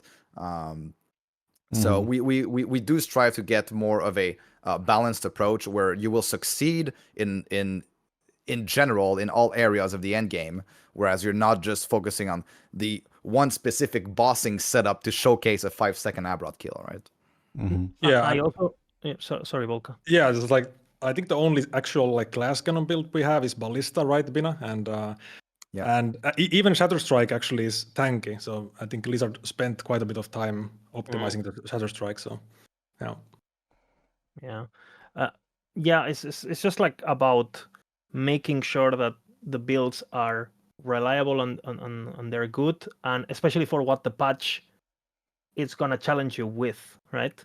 Because again, I always use this metaphor, but it's very hard to design a good car for a track that you haven't seen, right? If you don't know if you need curves or you need top speed, or depending on what the track is, you're gonna build your character differently and different tires and all that. So again, obviously being in CT, this everyone who's there knows what the track is, but and they're making decisions accordingly. So if we're going for these tank setups, maybe it's because they're needed, So hey, maybe. It does sound pretty reasonable, especially what you talked about with the champion and the possessed monsters and so on. So it seems like there's definitely like a bit of like a jump up in difficulty here. And like another thing that is interesting in this patch is that we're gonna get the mastery respecs. So since you're on the topic of like builds and like progression and like we have like all these different viable options, I guess it will also allow people to actually experiment a lot more just playing one character, right? They can make a loot filter where they can maybe show stuff for different builds, you color them in different colors, and you put them in your stash, and then later on you're gonna just respec your entire character and try something else, right? So I think that's really cool. And maybe how does that work from your perspective? Like, is that really gonna shift like majorly how people actually play the game, especially like in optimized ways? Are people actually gonna like start this mastery and then go switch to that mastery and then go switch back or something like that? And maybe Tara can even speak to that here since he's doing the leveling guides. Yeah. I guess that's gonna be like a pretty big topic here. I feel like the community is pretty new game, even though it has been in like early access for a long time, but not a lot of people were playing the game back then. So I guess like the min-max mentality is not really there for Last Epoch. A lot of people are still looking at just a fantasy, something that plays well. But if they care about not having a rough progression, they can now like just play whatever is the best and then respec later on. Just know, guys, that the gold cost that they announced in the patch notes, it's around a third of the gold that you acquire up until that level. So let's say you want to respec at level 70. The gold cost is 100k, and you get around like 300k, 400k gold by that point in the game. So yeah, you will be fine respecing if you want to do that. But yeah, some masteries they are very rough to level up with. There are not a lot of them, but yeah, I think it's also for me obviously better. I can focus on a lot less builds on maxroll, so we have like higher quality builds. But yeah, I don't know about endgame if it's gonna change anything. Yeah, you actually used to have one leveling guide per mastery in the past, right? Yeah. And now it's just like, okay, one per class, so you actually shrunk it by a factor of 3. But on the other hand, I guess you like put a lot more time and effort into testing and min-maxing them. And I even like to tell you, I even went beyond leveling, and I only picked builds that can actually farm all of their gear for any builds in Empowered. So any of the leveling builds that you're going to see on maxroll for 1.2, and you can already see them, by the way, they can all be played in Empowered in 200, 300 corruption, and just going to do fine just to farm your gear, and then you transition to some other builds. I think another avenue that we need to talk about is that it's also going to prevent the feels bad moments where, say, a player wants to explore the game. He starts a certain mastery, gets to the start of the end game, start of monos, get maybe to empowered, and feels that he made the wrong choice, and he doesn't want to re-level or redo the campaign, and he's a first-time player. He can just, okay, I'll just I went on my own. Maybe I need a build guide because I made some wrong choices. I made some wrong turns, and then he can just respec and not have the feels bad of like, man, I have to start from level 1 again. Let me just uninstall this game or something, right? But so that's one part. But for the min-maxers, I think it's actually going to change how blasters actually play, because I will never level with anything else than like the best of the smoothest leveling for specific classes now. Like never will I level with a beast master, or never will I level with some subpar masteries in comparison to the other choices. This is such an interesting topic that I'm super passionate about, and I could yap for hours more than I'm doing. But basically, it's do you need a build guide, right? That topic. I don't think you need a build guide on any game. I played PoE blind, and I made a Frostblade Slayer. That made no sense. I still went to red maps. I died every map, but I had fun. It was good, right? So again, you don't need a build guide. The reason why people create this thing of, oh, you need a build guide, is because people are comparing themselves to what the average gamer is doing, and the more the game lives, the better the game gets. So it's like, oh, you don't need a build guide if you're okay being in the campaign for 7 hours. You know what I'm trying to get here? It's like, because the game is so young and people don't feel like the pressure maybe of an economy-based game like PoE or whatever. Like they feel like there's not going to be that big of a gap that other games have, but the gap is there. It's just people are choosing to ignore it because the game is younger. But the same people that follow guides in other games are telling you that in this game they don't need to follow, when the gap that they would cover in terms of progress would be similar. That's what I'm trying to say. And again, maybe that was also because there wasn't really a way to fail in LE before, because nothing challenged you. But I'm telling you, you're not killing certain content.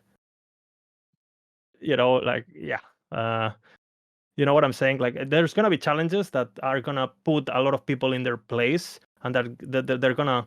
I think this patch is gonna be way better to showcase the difference in knowledge between people, and I guess that's all I would say. A good example of that is going into monos early. Like you could do that on a lot of builds, but you would need to farm like a lot of gear, right? Or you could follow a maxroll guide and don't farm a lot of gear and still go into monos like at chapter 5 when you get into the desert area of the campaign. So this is like a pretty simple way to also see that in effect, because a lot of people don't care about going into monos this early because of what you said with the economy and how new the game is and stuff. I also want to talk just briefly about the skips, because they changed some stuff with the dungeons. Someone in chat was talking about that multiple times. So basically now the dungeons that you do to skip the part of the campaign, we would do that, for example, when you go early into monos and then you drop a key for the Temporal Sanctum dungeon, and then you go back and do the dungeon and skip from chapter 5 to chapter 9. So you skip a big part of the campaign and you unlock your faction by doing this. Now they're going to give passive points and idle slots. So basically what it means for leveling, and if you want to min-max the speed at which you do the campaign, it just means that you don't do certain side quests before reaching chapter 5. This is all it means. So basically saving like a few minutes. I'm going to probably make a video on that on my channel at some point, just to explain it to people. But it's not very big. Like people were asking me about that a lot, so I had to answer. Yeah, it's a good point. You get like how much? 3 passive points and 1 idle slot or something, or 2 passive points and 1 idle slot per dungeon. Yeah, it's is it 2 passive points? I don't remember. I thought It's 1 idle slot for sure. It's 2 or 3, I thought, but yeah. It might be 2. If it's 2, that means that you can skip a lot of side quests. I still need to figure out which side quest. But I know 1 at least that you skip. It's the Dragon, one. no? It's 2 no, and it's 1 not the idle, dragon. chat says. Okay, so it's 2 Okay, and 1 okay. idle. It's the one where you go into the Lost Refuge in the Rune era. So when you start the game, you are in the Void part of the campaign, and right before switching to the next timeline, you go into Imperial era with the ship, the necrotic-looking areas. There is a side quest that lasts multiple minutes where you have to go through a very big area, and at the end you just talk to interact with a book, and it gives you 2 passive points. So you can now ignore that quest because it lasts like multiple minutes just to walk to the book. I guess maybe, like you said, Liz, the dragon. There's a dragon where you have to kill, but we'll see. I still need to figure that out. So it's gonna be fun for the people that want to skip to monoliths early. They're gonna be even lower level, even weaker than before. Yeah. They have like less passive points, lower level. And They have to ignore walk in champions. there, and they're gonna think, oh Yeah. yeah, I'm gonna get my passive points in the idle from the dungeon later. No problem. It's gonna be great. I mean, if you are that powerful, if you actually have such a good leveling build, or at least if you're twinking, eventually you want to do those dungeons anyway, right? So you can really skip Yeah. like a lot of the side quests, and especially when they're twinked out or something. That I think that's gonna be a very smooth experience. But otherwise, I guess like on the first character might be rough. Oh, also very big. We didn't talk about that, but they actually nerfed the loot lizard. So patch 1.1, we got the loot lizard like on crack. Those monster that gives you like basically there are loot goblins in the game, but it's not like Diablo 3 where you have loot goblins. I don't know every I don't know how many minutes. Here you have loot goblins every single area, and you can have like multiple of them. And they were literally giving you 99% of your crafting mats during the leveling process.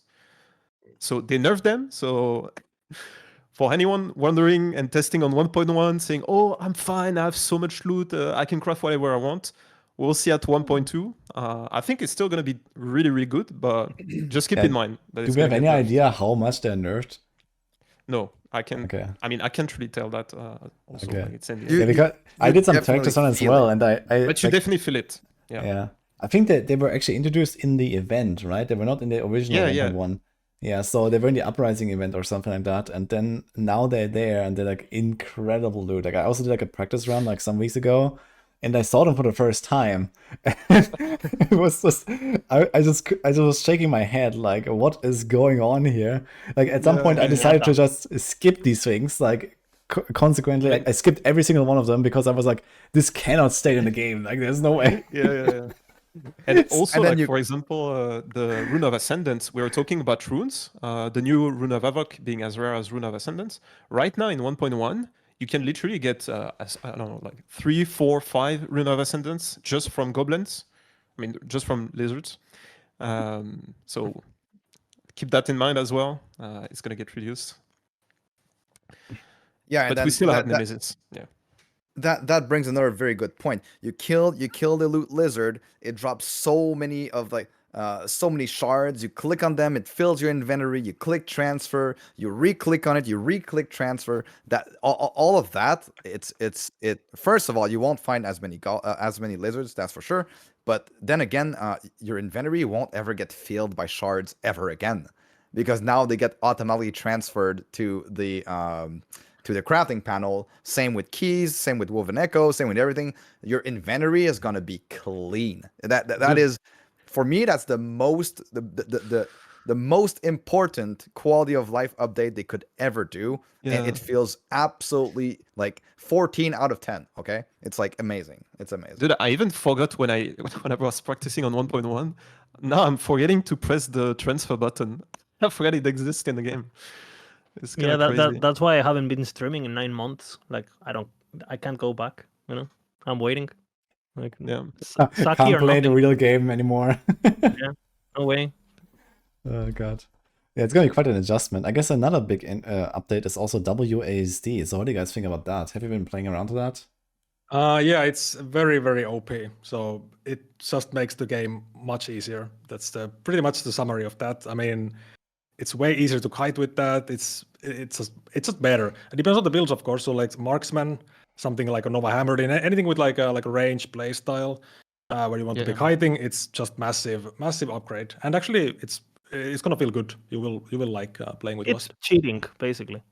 Wait, that's interesting actually, because I didn't really expect to hear that, to be honest. I actually had my mind on something else, but I'm curious to hear more of what you just said. Can you explain a bit more? About the so- cheating?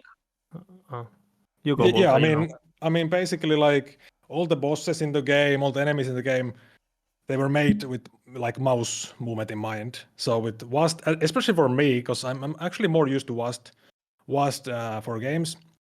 It's just like much more natural, and I can actually like control my character like way better. I can dodge any attack from any boss. I like it's just way better basically. And for kiting stuff, I mean, think about it. Like, you're playing a marksman, you're spamming your Heartseeker or something, and you can just like hold down the key to go back instead of doing this thing with your mouse and your wrist is hurting and you're like, I can't, like it's so much better, basically.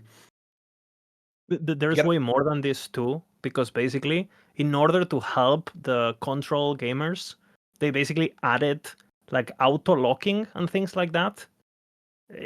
So basically, what happens is that you're playing something like Heartseeker with 6 enemies to fucking begin with. You get a widescreen monitor, and then you're fighting normal Avaroth, whatever. He's not even on your screen. You're WSDing, and you don't even know where the enemy is, and you can see your arrows going like a clock, looking for it, like it's a seeking missile from Metal Slug. Bro, I'm telling you, if you play WSD and you kill any of the pinnacle content, it doesn't count. It might count for you. It doesn't count for anyone else. Okay, it is facts. They should do a different ladder, honestly. Jokes aside, it's really strong, really OP. It's very interesting actually because like the first game that I tried WSD in was actually Diablo Immortal, like in terms of ARPG and isometric games. They had it there, and I used it a lot. And then Diablo 4 came out and also introduced WSD at some point. But there, I don't use it. Until this day, I don't use WSD in Diablo 4. I only use it when I manipulate items in my inventory or I open my skill tree and then I keep walking while I do all that. And, I can look around with my mouse. But for gameplay, I felt like it was not really impactful. Then came PoE 2, where you actually have like WSD OP because, move and attack at the same time. But Last Epoch doesn't have that. It's more like D4, I guess, where you either attack or you walk, but you don't do both, because of stutter stepping. And it's kind of interesting to hear that you think it's so strong to play WASD. I think this will really come. So crazy. The thing. I want to rant so hard. It's also because I don't know if you ever had this, Woody, where you're playing a marksman and you try to kite. But because the netcode or whatever the fuck it is in the game, it's even though you have the ability to kite faster, your game doesn't. Your character is just it's like a delay kind of thing where you try to kite and your character just kind of like gets lost and starts shooting arrows the other way. With WSD, because the inputs are forced, that never happens. If you're building a lot of attack speed where that would matter. It's crazy. I know Trickster, who is a guy who plays a lot of marksman, gave a lot of feedback, and we actually made them add changes to this because WSD, with the same build, with the same attack speed, was doing more damage. Just holding 2 buttons. What the hell? Because the input, the way it works, it was not canceling itself or whatever.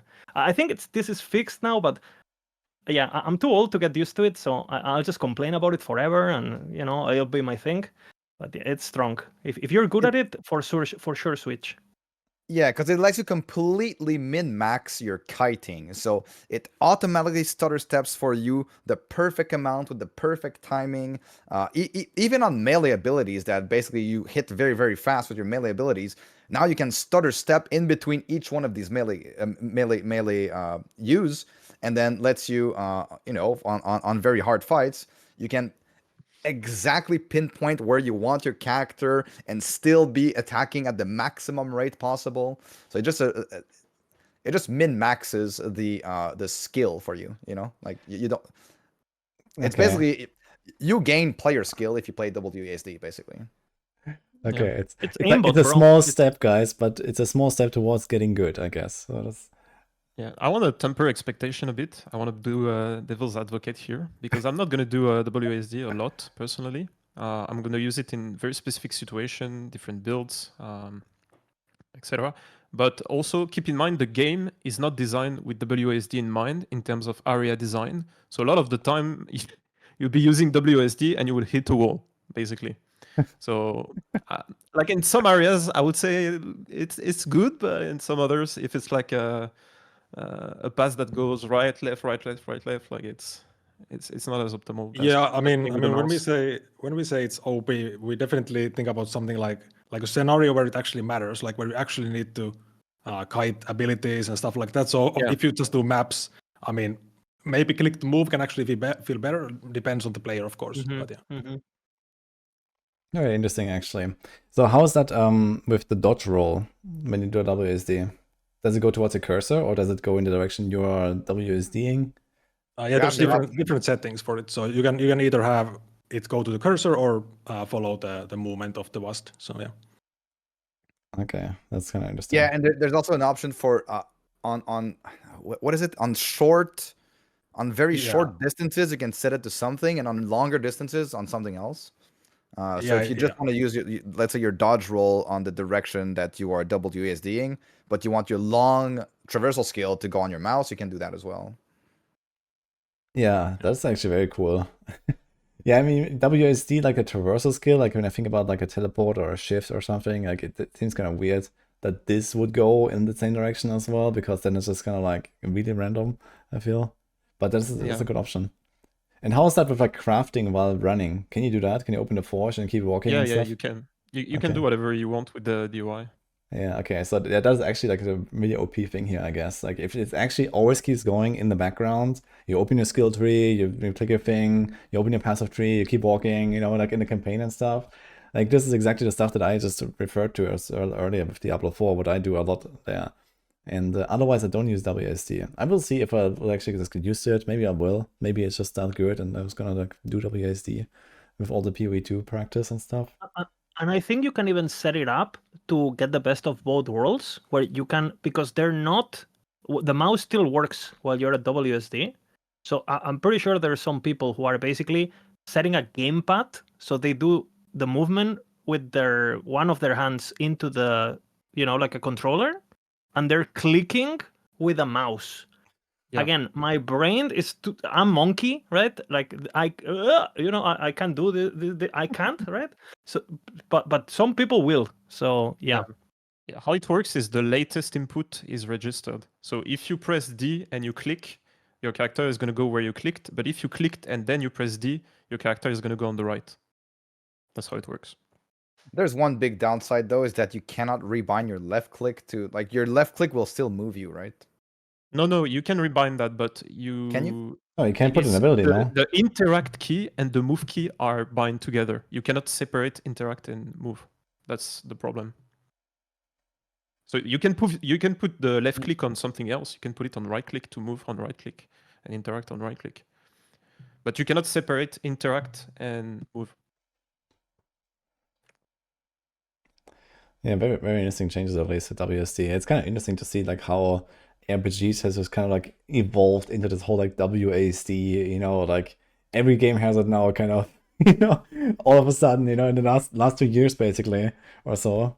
Like it just got introduced everywhere, and it's just kind of like missing from like some old games like PoE1 and D3 or so that people like I guess still play, but now it's also here, and now it's in PoE2 and so on, right? It's kind of interesting.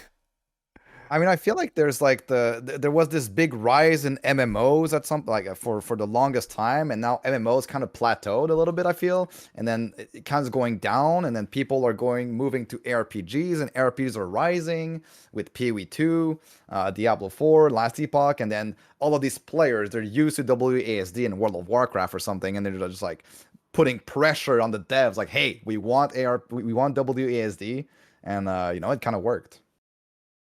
I feel like that's one of the point that might have put pressure on the devs for ARPGs to add WASD for sure. Very, very interesting. So, like, do you also think that maybe this will kind of lead to more people actually sticking with Last Epoch because of that? Because WSD is now a thing? I think definitely. Like if you read like Reddit and stuff before they announced WASD, it's like, please can I have WASD? I played PoE2, and like definitely I think it's gonna make quite a big difference. Were there like any other like big quality of life updates? Like we talked about the shard stuff. There's the more. stash affinities are getting even more worked on. And yeah, all stash that. affinities. That's actually something interesting. New filtering for LP and things like that. Yeah, it's gonna be pretty crazy. LP, Weaver's Will, because they're adding a lot of Weaver's Will items, right? And some of them are really, really powerful. So now, yeah, lots of option. But the main thing is really the shards and the keys and the dungeons and respawning in dungeons with consuming a key, so you don't have to rerun the entire dungeon anymore. The portal charms to directly go to the boss fight. Yeah, lots Yeah, of we're good stuff missing coming for something else. sure. Yeah. I think it's definitely closed a lot of the like, you know, open gaps basically that were still there with like, you know, this was just a terrible design, or you know, didn't really work out or something like that. Now, with that being said, is there like something left that you guys see as like a glaring issue that needs to be addressed, like outside of build balance or something like that, like as a quality of life feature, or just like a missing feature in general in the game? It's hard to say because I feel like Last Epoch is probably one of those RPGs where there's the least amount of friction possible and all of the quality of life is there. I guess sounds for loot filter. Now, I would be 100% Oh yeah, for loot sounds filter. on loot Loot filters, filter. but Yeah. I know they have been against it for the longest time because what they said is they don't want people to add, I know, a sound to something that is a very, very common drop. And so that would just completely screw, basically, like, you know, you kill a one loot lizard and you add a sound for every rare that drops and it just explode your ears or something. I mean, do But they you know, play Path of Exile or something? Like when I do an expedition there and I blast into a pack of Yeah. expedition, it's just boom, boom, boom, boom, boom, boom. This is how it goes. I mean, but that's fun, you know, like that's another Yeah. level of dopamine that you can get, and you're like, it lets you, you know, play the game for a longer time because you're excited to hear the sound. Yeah, exactly. It does feel good actually. So The Yeah. devs have said that they're basically are against adding this free, like you can upload whatever sound you want, because they're scared that, you know, people are gonna, you know, add, you know, crazy sounds, and it's gonna be like, oh, you know, like, and they are scared that people log into a famous streamer, they're thinking about buying the game, and you know, every time an item drops, it says Hanus, right? And they have said that basically maybe what they do is they provide like a list in the future where you have a few that you can select, and they're a bit more catered. And talking about loot filters, my thing is like, please let us save a template from season to season so I can just rebuy the things. I feel like every time I think about my filter, I min-max it over a month. And by the time I min-max it, the new season comes, or, well, not in early, but you know what I'm saying. I stop playing next season. I completely forgot what I did. And it's back to being a hoarder and everything into the same tab. Yeah, please. I'll do it once, rebuy the tabs, you know, please. the stash So, of yeah. pennies Talking don't about the stay, stash. right? No. Oh, so you have to actually set them up as you go in the season, basically. Uh-huh. It's Yeah. Uh-oh. Yeah, that definitely sounds Yeah, like that's a one bit of big one. a gap here, yes. So that's probably like hopefully something that we'll address in maybe the next season or something. That would For be loot filter, I want something else as well. It's the roles of the items, because right now you cannot you can filter for like tiers, but on Unix you don't care about tiers, right? I guess right now the fact that you can re-roll the Unix is makes the fact that finding like a well-rolled unique less important, but will still be nice to filter the Unix by roles, and also filter specific Unix. Like you cannot do that in the loot filter. And Bina was talking about sounds. I would add on top of it, you know, on the minimap in PoE, you have those icons that you can set up. I wish you also had that on the minimap, where you could like configure like icons for certain rules and stuff. That would just add to the thing. And I'm sure that's not very hard to do on their end. Like that cannot be, right? They already have like an amazing loot filter. Just add an extra option for an icon on the minimap and a sound. Like, I mean, come on. Can it be that hard to do? I think it's just a ideology thing. Like they want us to be able to filter, but they still want us to have to not out guarantee up, like all you see is upgrades, right? They still want that process of like, do I pick it up? Do I not pick it up? Create these micro decisions of like, do I go back for this item and I put myself into a dangerous situation, or do I keep going? Yeah, And I think Ellie has a right balance of this, where I don't know. You But say we'll the- that, see. but the- you the- say that, but next patch, every single exalted item you're gonna pick it up. Like Yeah. there's no brain tinkering. Like you see exalted, you pick it up. That's gonna be there's- next patch.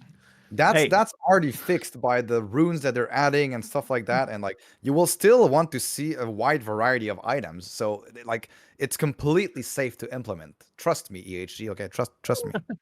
The vision is not perfect, you know. They're working. Yeah. It's not. Okay. Is there there's like another topic I want to go back to, which is like the hardcore race. It's like obviously like a big hype event that we're gonna How see crazy here. is that? Yeah, it's really cool. So for those that don't know, Ciceron has organized a event together with Shopify as a sponsor for a total of $10,000 prize pool for the first 5 people to kill hardcore solo Uber Aberoth, which is pretty amazing. So CT testers are excluded from this, so tough luck, guys, I guess. But I guess it's open to like basically everyone else who has not seen the patch yet and with their own eyes, basically. And I think that's a really cool event. And EHG is also like throwing in a few little things, like I think some of the in-game cosmetics and stuff and some prizes. So that's really fun. And yeah, it's gonna be really cool. And also there's gonna be like shout outs now, right? For in-game like first kill and stuff like that. And I think also like first to reach a level and first to do some things, I guess, is like part of the game. I love that shit in Power of Excel, I gotta say. When that happens, I'm like, dying also. I think like the top 50 that die in hardcore like get shouted out as well. So Yeah. I think that's gonna be really cool. What do you guys think about that? And like what are It's your thoughts? great, you know, because this way I will let you guys know how far away I am when I die day one every day, you know, every time, like every patch. So, at least we get a bit of ego boost and then move on. We're gonna see like Lizard has died at rank 1. Yeah, it's tradition at this Wait, point. what do we say here actually in Last Epoch? Like in PoE you say back to the beach, but what do we say here? Lizard, you suck, haha, lol. No, I mean like like the typical like I don't know, it's like this typical line you say when someone dies in hardcore, right? It's like back to the beach because you always wake up there on the beach with your little one character. Do we have something like that here? No, right? I don't think we have, no. I mean, there is a name for the first area, but what is it? I can't remember. It's like The road or old something. road. Yeah, the old- yeah. Back to Crossroads. Back to the old road. Basically. Yeah, it doesn't really sound so catchy, No. I guess. You know what you could do? Back to Divine Era. That's it. Back to character screen, we say, I don't know. Yeah. I don't know. This race announcement is just crazy. $10,000 prize pool.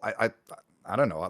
Yeah, and you don't even have to like stream, right? You can just play the game and you can still win by being the first. So crazy. Yeah, it's gonna There be is very no interesting to see. reason not to start hardcore, you know? There is no reason. Just start it. YOLO, you know?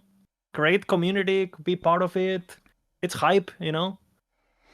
Yeah, because one big thing is that if you die in hardcore in a league, you are not transferred to the standard league. You're going directly into just softcore, but you're still in the season. So there's no. I mean, you do lose your ranks of, whether you're Merchants Guild or COF, and you lose your stash, I guess. But Well, other I mean, than that, I think the faction carries over. It's just like the glyphs and the runes and stuff that you're missing out on. The And inventory doesn't, but yeah, the stash. I mean, you can just make another character and take the stuff from the stash that you need, I guess, and that's it. yeah. But yeah, it's really cool stuff, and I like to see that ESG is also like supporting this kind of stuff. Do we have like any clarification like what's gonna happen with Uber Aberoth on like legacy and offline and stuff like that? Is that still the same rules where it has to first be killed No. on a season? No. It's gonna be available day one on offline and on legacy. Okay. Now that means two things. People are gonna be able to see him and practice him. Maybe EG thinks that won't matter. It Monk will. S. Spoiler, I it was will. trying to create hype, okay? Like fuck. I think we would have all preferred that it was not available offline and in legacies to keep the integrity of the to keep the integrity of the race without having to, because those that will really my guess is that a lot of players that will take it seriously will go into legacy or offline and just go practice it like 100 times, and then okay, I'm ready, go, let's go online and let's do it. Unless you're a giga chat. Yeah, But, it's kind of sad, I gotta say, as someone who actually intends to go for the race, I don't actually want to do that. So it's like I actually have to I have to play my character for like a few days, get it decked out, get to like 100 or close to it or something, right? And then okay, now I feel like I have the stuff that I need, but I haven't seen a fight. And then I log into my legacy character and then have to grind the Woven faction until I get this echo and then put it there and then try it. Like, I don't know how long that even is gonna take to even get an Uber. Well, and not even that. There is ways that are completely allowed to just minute one patch drops. You're doing it, right? So again, I warned EAG about this on a personal level. They said they can't do it. I don't know what they fucked up or how they structure the code where they can just like lock the content, or I guess there's I don't know. Like they said basically they can't do it. Like, okay, so chat says let's go offline and hack your character. Dude, I have no idea where even start, how this works. So I don't know. It's scuffed though. Have some hackermans around, if you need. Yeah, offline is a wild west. So yeah, you should expect stuff on YouTube, when the patch hits. That is a price. That is a price to pay when you want the game to be offline. Like it was developed to be only offline. So, yeah, it is how it is. Mm-hmm. Yeah, it's kind of sad. I think they could have done something like, if offline is actually true offline and has like no connection to what's going on at the online thing, they could have just hard coded, I don't know, like a 1 week delay or something, right? And then it unlocks automatically or something like that, right? I personally don't understand how it's literally a drop, like Uber Avaroth, right? It's I don't know. I'm not a programmer, but can you just like delete from pool of drop, like true, not true, poop? No, they can't.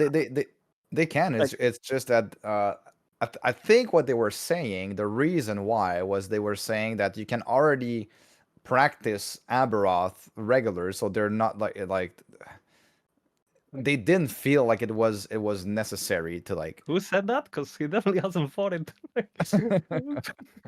No, but that is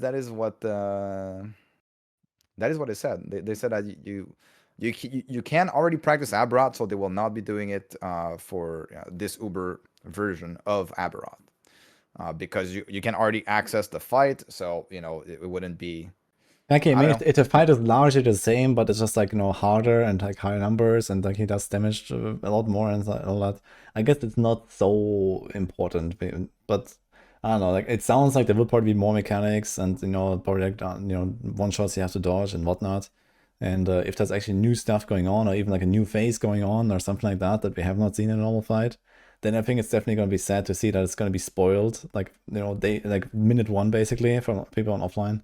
But even worse is that, especially when it comes to like such a race, and there's like this this money aspect as well from the prize pool. It can go to anyone, so people will try all kinds of weird shit in order to get that money, right? I have a question about this, Woody. As someone who you're obviously gonna race, and you're actually an actual contender, right? Because there's another weird thing too, where in the 17th, because we're under NDA is lifted on everything except Uber Avaroth, but on the 17th, that's lifted, which means that, for example, if I want to upload kills so people can see them, that can be done, and it also feels kind of, I don't know, it kind of feels wrong, right? I don't know, but at the same time, it's like I struggle a lot as someone who I know exactly what to do to win the race, basically, exactly, right? And some people ask, I don't say shit, right? One thing is like, what do you think would be better for people like us who are not involved in it, but can make a lot of the information that only can be obtained through these non-ethical, non-entertaining practices on stream? Would it be better to just like share knowledge, or just keep it quiet and let's see what people do? Like, because I actually been thinking a lot about that too.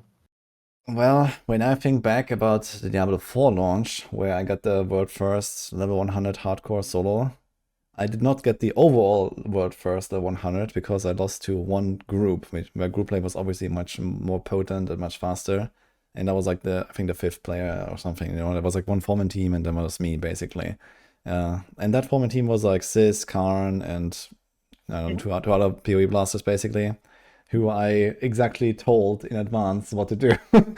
So I did exactly that you are struggling with right now. And, they actually won. And then I was the first to do it solo.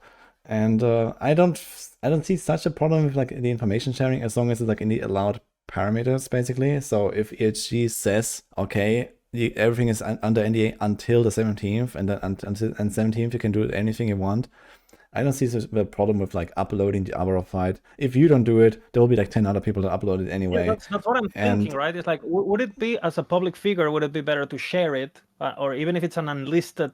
Because I don't really want to get the feeling that people think I'm doing it for views or something like that. Even if it's like an unlisted playlist that you can just DM me for or something, non-monetized. And I don't know, because I want the race to be entertaining, because I want this game to succeed, and I want Sis to do it again, and I want this to be hype as fuck. And it's not gonna be hype as fuck if everyone, you know what I'm saying? I mean, okay, the people that will actually kill Avarov will not go in blind. No matter what, there will be people that will in group softcore before them anyway. And, we're gonna have like the MPs and snaps of this world that will like at least show us the fight, even like in like legit online season environment. No offline bullshit or something like that. So that will happen anyway before we even get there.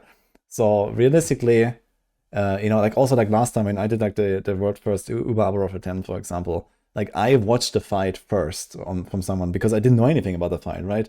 And I guess it will be similar now, because you can't just walk in on hardcore and expect to do a boss that is supposed to be the biggest challenge in ever, basically, to do it on the first try. It should not be possible on the first try without knowing anything, because if that is possible, then it's not that challenge that it's supposed to be, right? It needs to be impossible on the first try if you don't know the fight.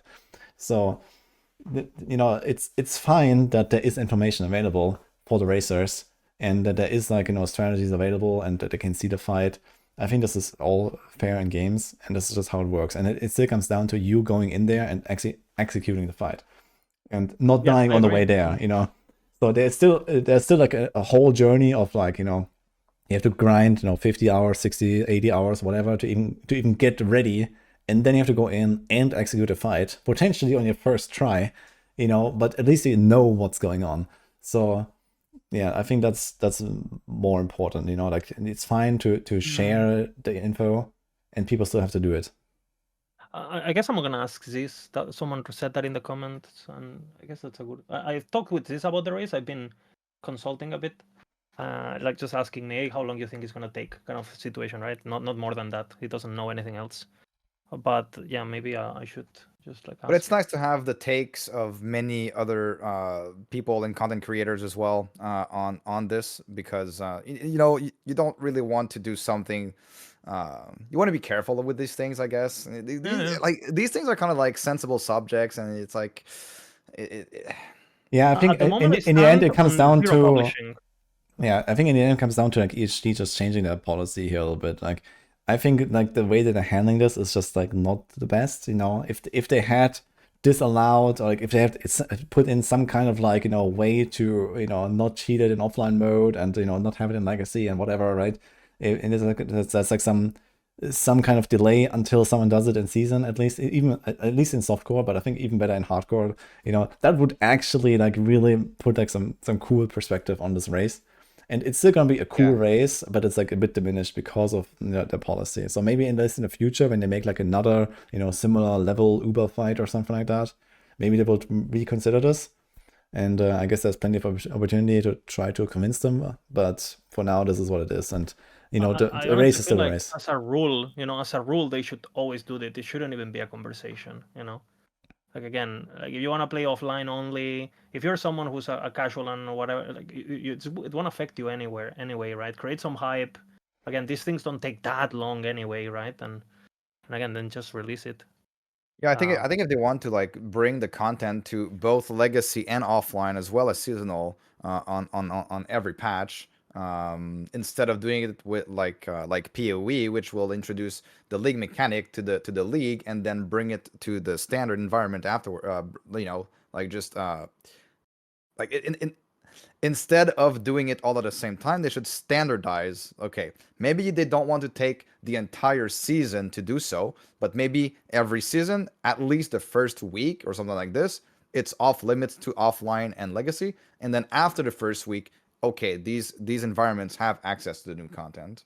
Maybe that would be like some sort of an in between for EHG to stand on. Maybe. And it's weird because they have this. I think they're doing this for the sake of inclusiveness and treating all kinds of player equally. But the thing is, like, the people who actually care and create hype about your game and honestly will get a lot of eyes on your game, they're not gonna be playing offline because they want to do it legit, right? So it's like it's content that it's only those players are gonna do anyway. So yeah, I don't know. I'm super honestly. This is my least favorite part of the patch. And I'm banned from it, right? As a viewer, as a lover, I want this, like fuck. Yeah, it's like the big downside of playing CT, I guess, right?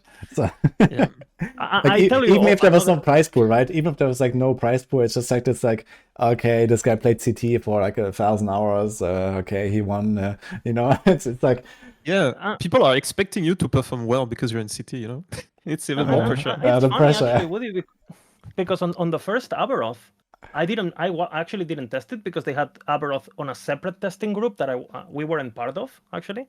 So I was blind, for example, and I didn't watch anything because as a gamer, you kind of also live for these adrenaline moments, knowing that I will likely die. You still do it, and that feeling of your hands are shaking and you go, holy fuck, I almost got it. I'm gonna roll again, bro. This is what we're gamers, This is what it's about. So I think that when the developers force players into dropping what gaming is about conceptually, you're just making your game worse, and you're making people not care. And the way to play the game should be the dopamine way to play. Like they should enforce this. It should be important, in my opinion. But yeah, well, it's what it is. Who cares about money, bro? Like I will never forget that feeling. $5,000. Hopefully, I won't care too much. Hopefully, I'm being serious here. Like, yeah, the memories are forever, bro. I mean, $5,000 is a pretty neat price pool, to be fair. But yeah, obviously, like I just live for the racing and the hardcore stuff and so on. So even without that price pool, I would be there and I would be going for the same target anyway, right? It's like, okay, there's a new Uber boss. I need to do this on hardcore, So this is just how it is. And yeah, I mean, if that also means I get like one of the top placements, that would be cool. But I guess we'll see how it will go. Good luck. Hopefully it's going to be entertaining to everyone watching, and also good luck to everyone who's also trying their hardest. I guess there's going to be lots of people that we don't know anything about, that just live in the shadows, no streamers or something, that are actually like taking it very seriously. So I'm excited to see that. Well, we can't talk about anything about Uber Aberoth until the release of the patch, actually. But I think we all think that it's going to be extremely entertaining. Very, very entertaining.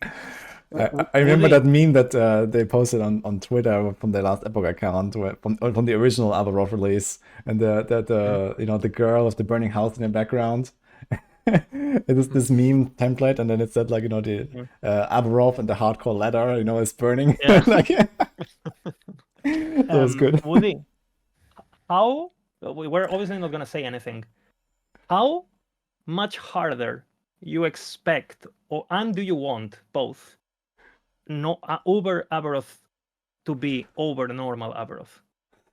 Well, how much harder is tough to quantify, I gotta say. Just HP wise, DPS wise. I don't even know how much HP normal Aberoth has right now, so let's start with that. 20 million at the moment.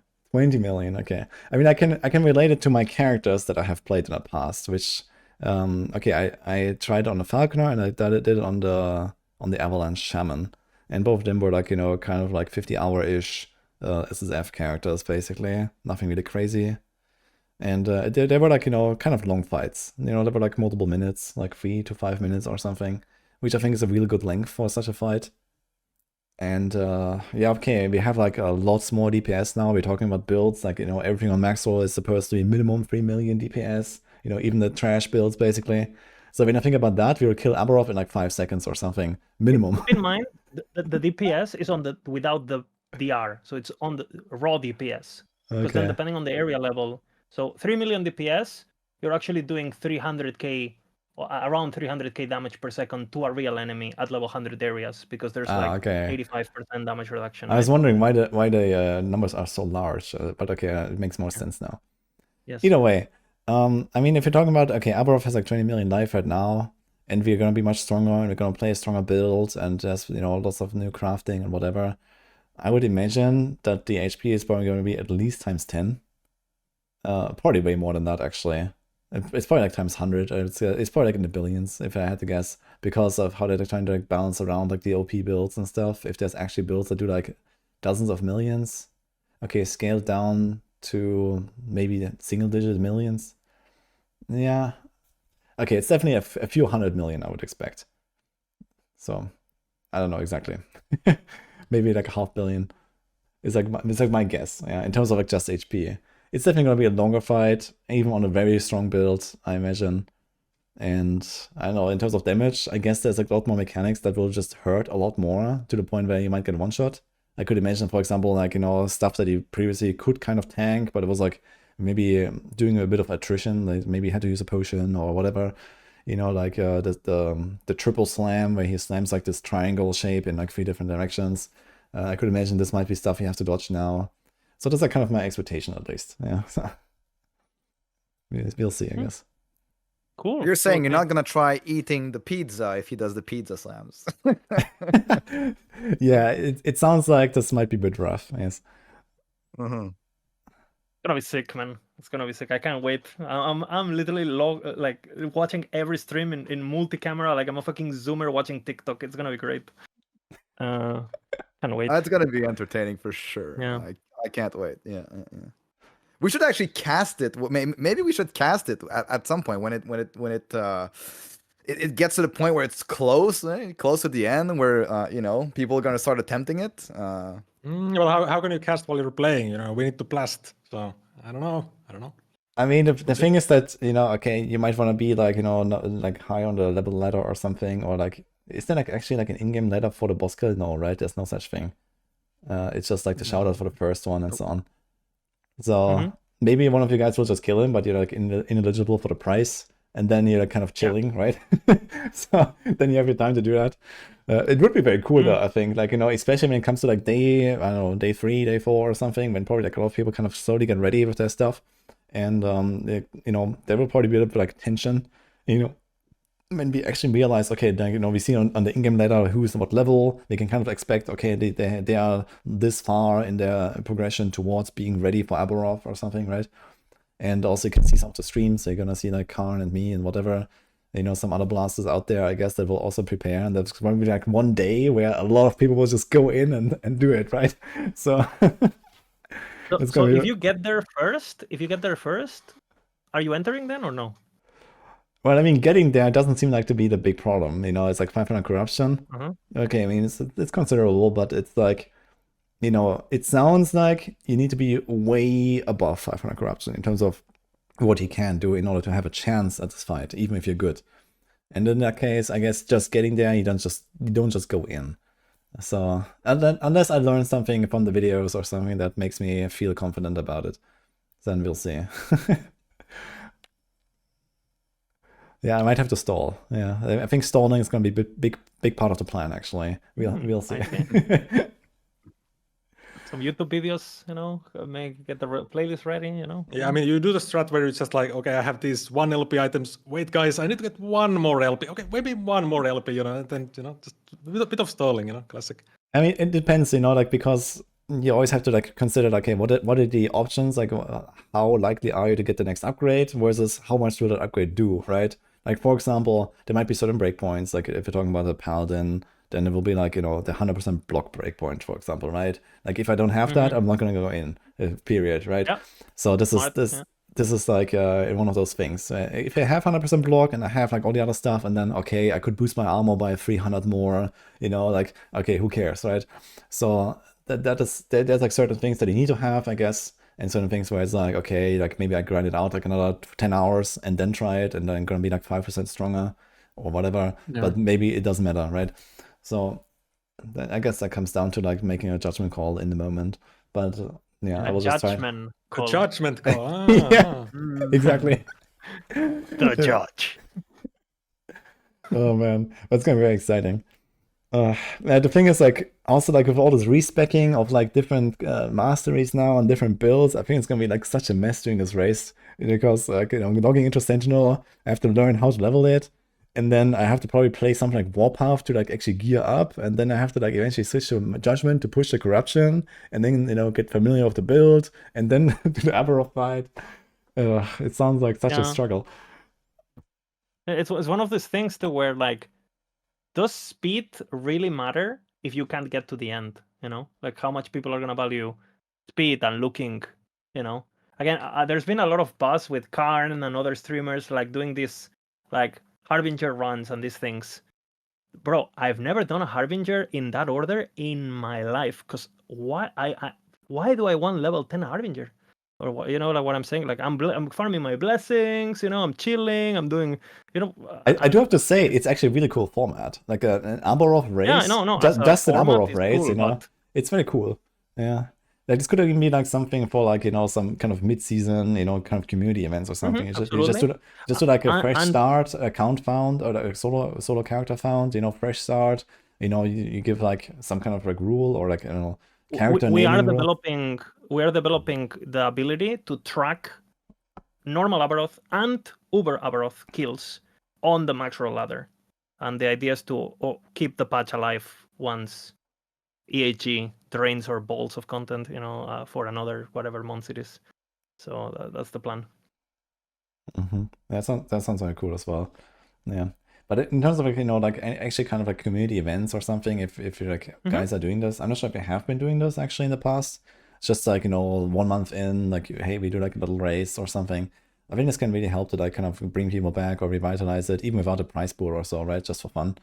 And I don't know, you just make like a new character found, character, give it like, some starting date, and you like you release like some kind of like name, a suffix that you have to add or something, right? To make sure that that's the fun.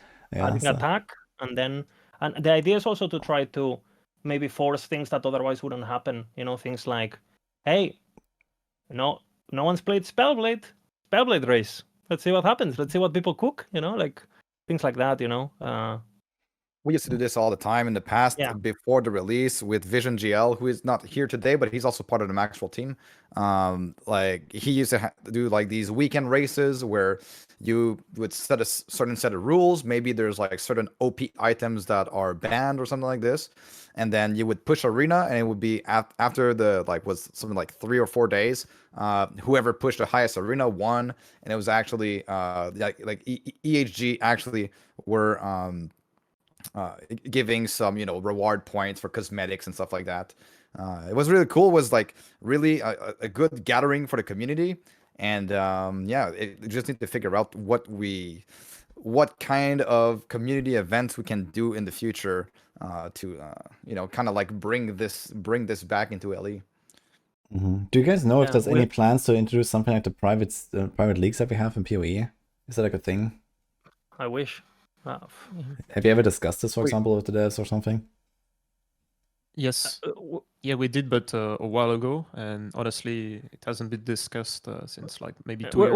We're trying for them to hold Pinnacle content in offline, because it's one step at a time. Yeah. But I think they're like they would like to, but they have a lot on their plate, so. They were busy cooking for this patch. We've waited 9 months or what? It's been a slow cook, but we're finally here, so it's nice. In the slow cooker, Yeah. Mm-hmm. Yeah, it's actually so fun to sit here again and look at all the stuff of like what Last Epoch came out with, and talk to you guys. We haven't really had the opportunity in a long time, and I remember a long time ago we did that for launch and for the season 1 and so on. That's really cool. And I think a lot of people also enjoy that to kind of see Last Epoch just emerging from the shadows again, and all the content creators with it. And I think it's gonna be really, really fun to see how it's gonna go. On a scale of 1 to 10, Woody, how excited are you about this season? To be completely blunt and honest, like, do you think EHG has cooked a really good patch? Does it look good from the outside? Yeah, it's like at least a 9 from me. I think this is probably like the best updated RPGs that we're gonna get this entire year, I expect. Ooh. This Based. looks Nice. yeah, Nice. it does look like they have really taken the time that they had, and like, I mean, they had by far the longest amount of time than, compared to any other release lately, but they really put it to good use. So very good. Holy, that is a bold take, very bold take. But Keep in mind, Woody, we've been playing this game for 5 years, suffering through 2 FPS gameplay, people calling us dead on arrival. Bro, Yep. we're like zealots at this point, right? And I can't wait to be like, guys, I knew it was gonna be a good game. Ellie login. LE login, guys. So yeah, yes. it's very vindicative, like for fucking finally, something where it's like when you feel proud of being like part of a community and part of something, and I don't know, it's just a good feeling at the moment. Hopefully servers take my energy and all that. But yeah, will we enter the first town? yeah, Yeah. I mean, I still have PTSD from 1.0, so with the stuff. So hopefully we don't get that again. Oh my god. But they say it's better, so fingers crossed. Like I can actually see myself just kind of like sticking to LE for much longer than I have in like the previous season, for example, as well. Hell yeah, Like, brother. I mean, I'm definitely like conscious about the other releases as well, right? So there's D4 coming, there's no rest coming. I want to go back to PoE at some point and do some more characters. I only played like one now since we had so little time, and so on. So like LE might actually kind of like shift more towards the spotlight for me for like the long term now, because there's like so much to do, and SSF is just probably the best in the genre in that game now. And the crafting is already the best, and it's just getting better. So I think if there's actually like a long-term perspective and the community sticks around, I think it's gonna be really cool. So I'm excited to do a lot more Last Epoch in the future if that all works out. Yeah, that is one massive W for Last Epoch, is that it was designed with solo in mind, with solo self-found in mind, and trading was just an addition onto like that was basically asked from the players that mainly came from other ARPGs. So the SSF portion is amazing. It's just absolutely amazing. Yeah. It's gonna be fun, man. There's also like, every time I play Last Epoch and I pick up some random uniques and I'm like, oh man, I really need to make a character around this thing at some point, and I really need to make a character like that. There's like 100 like items like this in my stash, and I'm like, man, I really want to build build something with this at some point. At some point I will have the time. So we'll see. But it would be really fun actually. It's like log in and like blast LE like full time for like 2 months or something. Make like 10 characters. Yeah, we'll see. So, but yeah. Anyway, I think we have covered a lot of topics here. Do you guys have anything else they want to talk about? I think we went through pretty much everything like patch related, outside of like discussing everything to build or something like that. Which, by the way, you can watch on Lizard's YouTube channel from their last podcast a few days ago. They talked about everything but Sentinel and Marksman, unfortunately, which was cut off from the video. But there's a lot of good info there. I fucked up. Oh, sorry. Yeah, he messed something up with the sound and the recording or something. But here we are. Oh yeah, good question from chat. Predictions on the hardcore race length. I guess we're talking about the first kill and not all 5 kills. Let's talk about, okay, maybe both. What is your predictions for the first and the first 5? You want my eligible for the race? Yeah, eligible. Yeah. It depends on how much Volka and I sleep, pretty much. Yeah, I feel like I do need to sleep at some point. So no, I'm talking about people that will actually have a chance to win the prize. Eligible people. Yeah. Okay.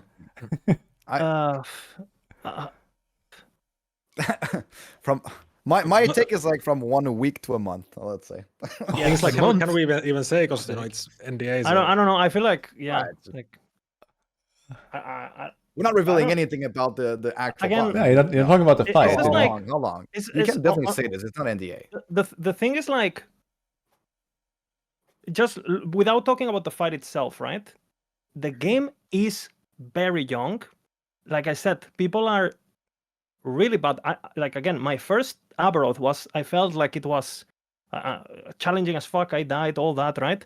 Bro, normal Aberoth now, I face tank all his abilities on normal builds, including the slam on marksmen and everything. Like, we just learned so much about the game that I think there's this thing where, like, LE before didn't really have any challenge where someone who's a bit of a tourist of the game, like, for example, you played a lot of LE, Woody, and people like Karn and people like that, but you're kind of like visiting the game, playing a bit and leaving and visiting and playing and leaving, and because you have so many, you have a skill set that you built on other games that it was skillful enough and good enough to, without the knowledge and without the LE, the requirement stuff, you could just still get away and be the best, pretty much, right? But I got a feeling that the game right now is finally introducing stuff that is not transferable and that you're just gonna need time, right? Again, I think softcore, there's groups. So groups are, again, Snap is literally, we've been talking with him and stuff and his group. They're playing one support and macro builds that he's seen us do things with it. On softcore group, it's a different game, right? But it doesn't really matter either for to my eyes, right? Yes. But But for the hardcore race, for the hardcore race, Liz, how much time do you think it's gonna take for all 5 slots to be filled?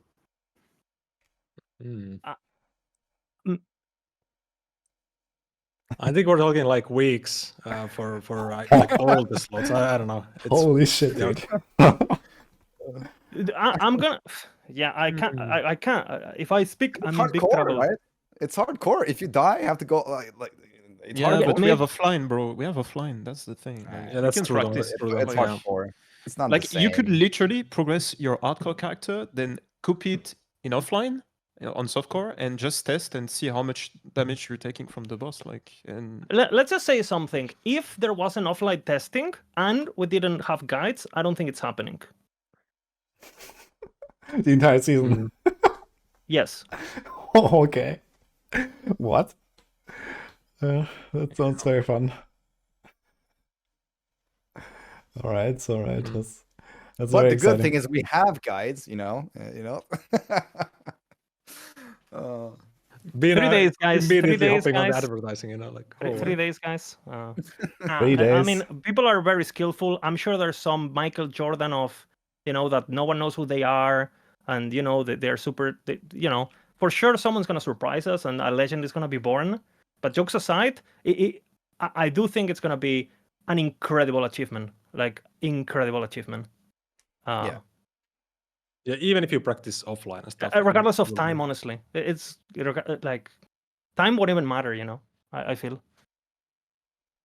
Sounds fun. Okay. Well, we have something exciting to look forward to, guys. So let's see what will actually happen, like in the next, I guess, weeks. Guys, Bilibili gamers only play MG, RMT, softcore 1K HP builds. No Bilibili. What do you mean? Just They're playing a different game too, okay? A game called Wallet, Botting, Buying, and fucking... no, stop it, okay? what if you just one-shot Uber Aberoth? But what if you can't be one-shot? And he. If I speak, we can't say it.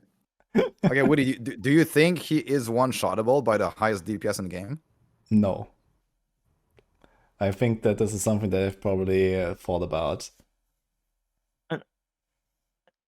And it's very interesting too, because also there's certain things, not just for the entire game, right? The state of snapshotting with minions. It's kind of like another game on its own. But again, a lot of these builds being one thing is, you play softcore, you do a bunch of times, you get all your gear, and then you go snapshot and kill the boss, right? But again, getting there on hardcore to begin with, it's gonna be a grind. It's not. You for sure can make a farm character and then make a minion snapshotty whatever like people did honestly with normal Aberoth, right? With things like Falconer and all that, where they would farm with a build and then would just or people did that with Staticorp too. Talking about normal Aberoth, How many people do you think have killed normal Aberoth in hardcore? Probably also not that many, to be honest. I don't know. And Do we from have a those, number? I think it's less than 50. Oh, really? It has to be Yeah. more. No one but, fucking plays this game, bro. yeah, people And- don't play hardcore. That's Yeah. true. Hmm. And the people who have killed it, a lot of them have played builds that don't exist anymore, and so I don't know. Well, it's gonna be so interesting, honestly. Like we're just guessing at this point, and Yeah, so let's say there it's are gonna be 50, fucking sick. let's say there are 50 people. We can probably expect the same 50 people to try, like race again hardcore or something. But probably like, And half of them are banned. Half of them are banned. exactly half of them are CT. Yeah. So it's like, that's kind of interesting actually. So it's kind of like as long as you reach the finish line, you've already won, kind of. Yeah. Okay, I mean we'll see. We're how kind of it will go. overhyping it, I'm sure it'll be fine. Again, the moment the patch notes, the patch goes live and the download starts, you're gonna have websites like Tanglabs, data mining, HP. Yeah. So Okay. Yeah, all the Yeah, stats. I need my chat to feed me the info then as I race. Yeah, for sure. As it comes in, basically. They're gonna link me all the stuff. And well, I have to also read it. That's kind of the bigger problem, I guess, because I tend to not read my chat too much and during these kind of events. But we'll try. Okay. Oh no, now my mods are sabotaging me as well. Ban everyone who does that. Uh-oh. Okay. Anyway, guys, I think we had a really good talk here. So that was fun. Last Epoch, LE login, guys, on Thursday actually, right? That's the 17th. So this is what awaits us. I'm very excited. If you guys have anything else, like some last things to share, otherwise just maybe reintroduce yourself again for the audience. Like who are you? What do you do? Where can you find them? Where can I find you? I'm gonna give a shout out as well on my stream here to everyone. And yeah, it was a lot of fun, guys. So maybe it's going in order: Bina, Lizard. Actually, it's turning around this time: Volker, Tarek, Lizard, and Bina. You did it the other way around. Sure. I'm Volka, and you can find me on Twitch at Volka_ and YouTube VolkaVid, and we're gonna be blasting hardcore. Gonna kill Uber Aberoth with Judgment Paladin. It's gonna be fun. It's gonna be fun. Yeah, and I'm gonna be posting doing a bit of a promo here. I'm gonna be posting a video on all the leveling guides and do a run on each guide up until Abomination, so people can see it. Yeah, just trying to grow the channel and stuff. Well, professional yapper here, Lizard IRL, same as in Twitch. And I actually wanted to take this moment to also thank the people that are here with me, like Volka, Terek, Pina, and also the people who are not on the podcast but are part of the team, like again Amarathi, Mafluffy, Vision. We've been not only cooking the guides, but I think we've been cooking a lot of team synergy. Like a lot of the guys that you're gonna see in the website, even though they have the name of one person, they have hours of Discord 4 a.m. talking and cursing and again, it's been a team effort this time, and I just wanted to thank them for the compromise and for being so amazing. And yeah, I love them. Yeah. And we love you too, Liz. Okay, let's get this out of the way. But I am Bina. I stream on Twitch, do videos on YouTube, and I play RPGs, mainly Last Epoch. So you can find me streaming pretty much every day. All right. So thank you guys as well. That was super fun, and also good luck to you guys when you do your own like hardcore adventures. It seems like everyone is going hardcore, right? Or maybe not Tarek. Wait, are you going hardcore too? Yeah, I'm going Judgment hardcore We're build. Okay, all so- going Judgment. So the Crazy. entire podcast is going hardcore, guys. That sounds really fun. Yeah. So it's gonna be really, really cool. Like season start, like I don't know, like there's probably gonna be compilations from someone and stuff. I hope we're gonna see this kind of stuff. But yeah, the maxroll, guys, ladies and gentlemen, was a really fun time, and I'll see you in the season. So good luck. Yep. Good luck. Yeah. And thanks for hosting this, Woody. I appreciate it a lot. Thank you. Yeah, it was always Yeah, good. thank you. Always good doing Thank you these very much, man. podcasts. Just like always fun times. Yeah, I agree. Okay, have a good one, guys. Okay, GG. GG. Bye.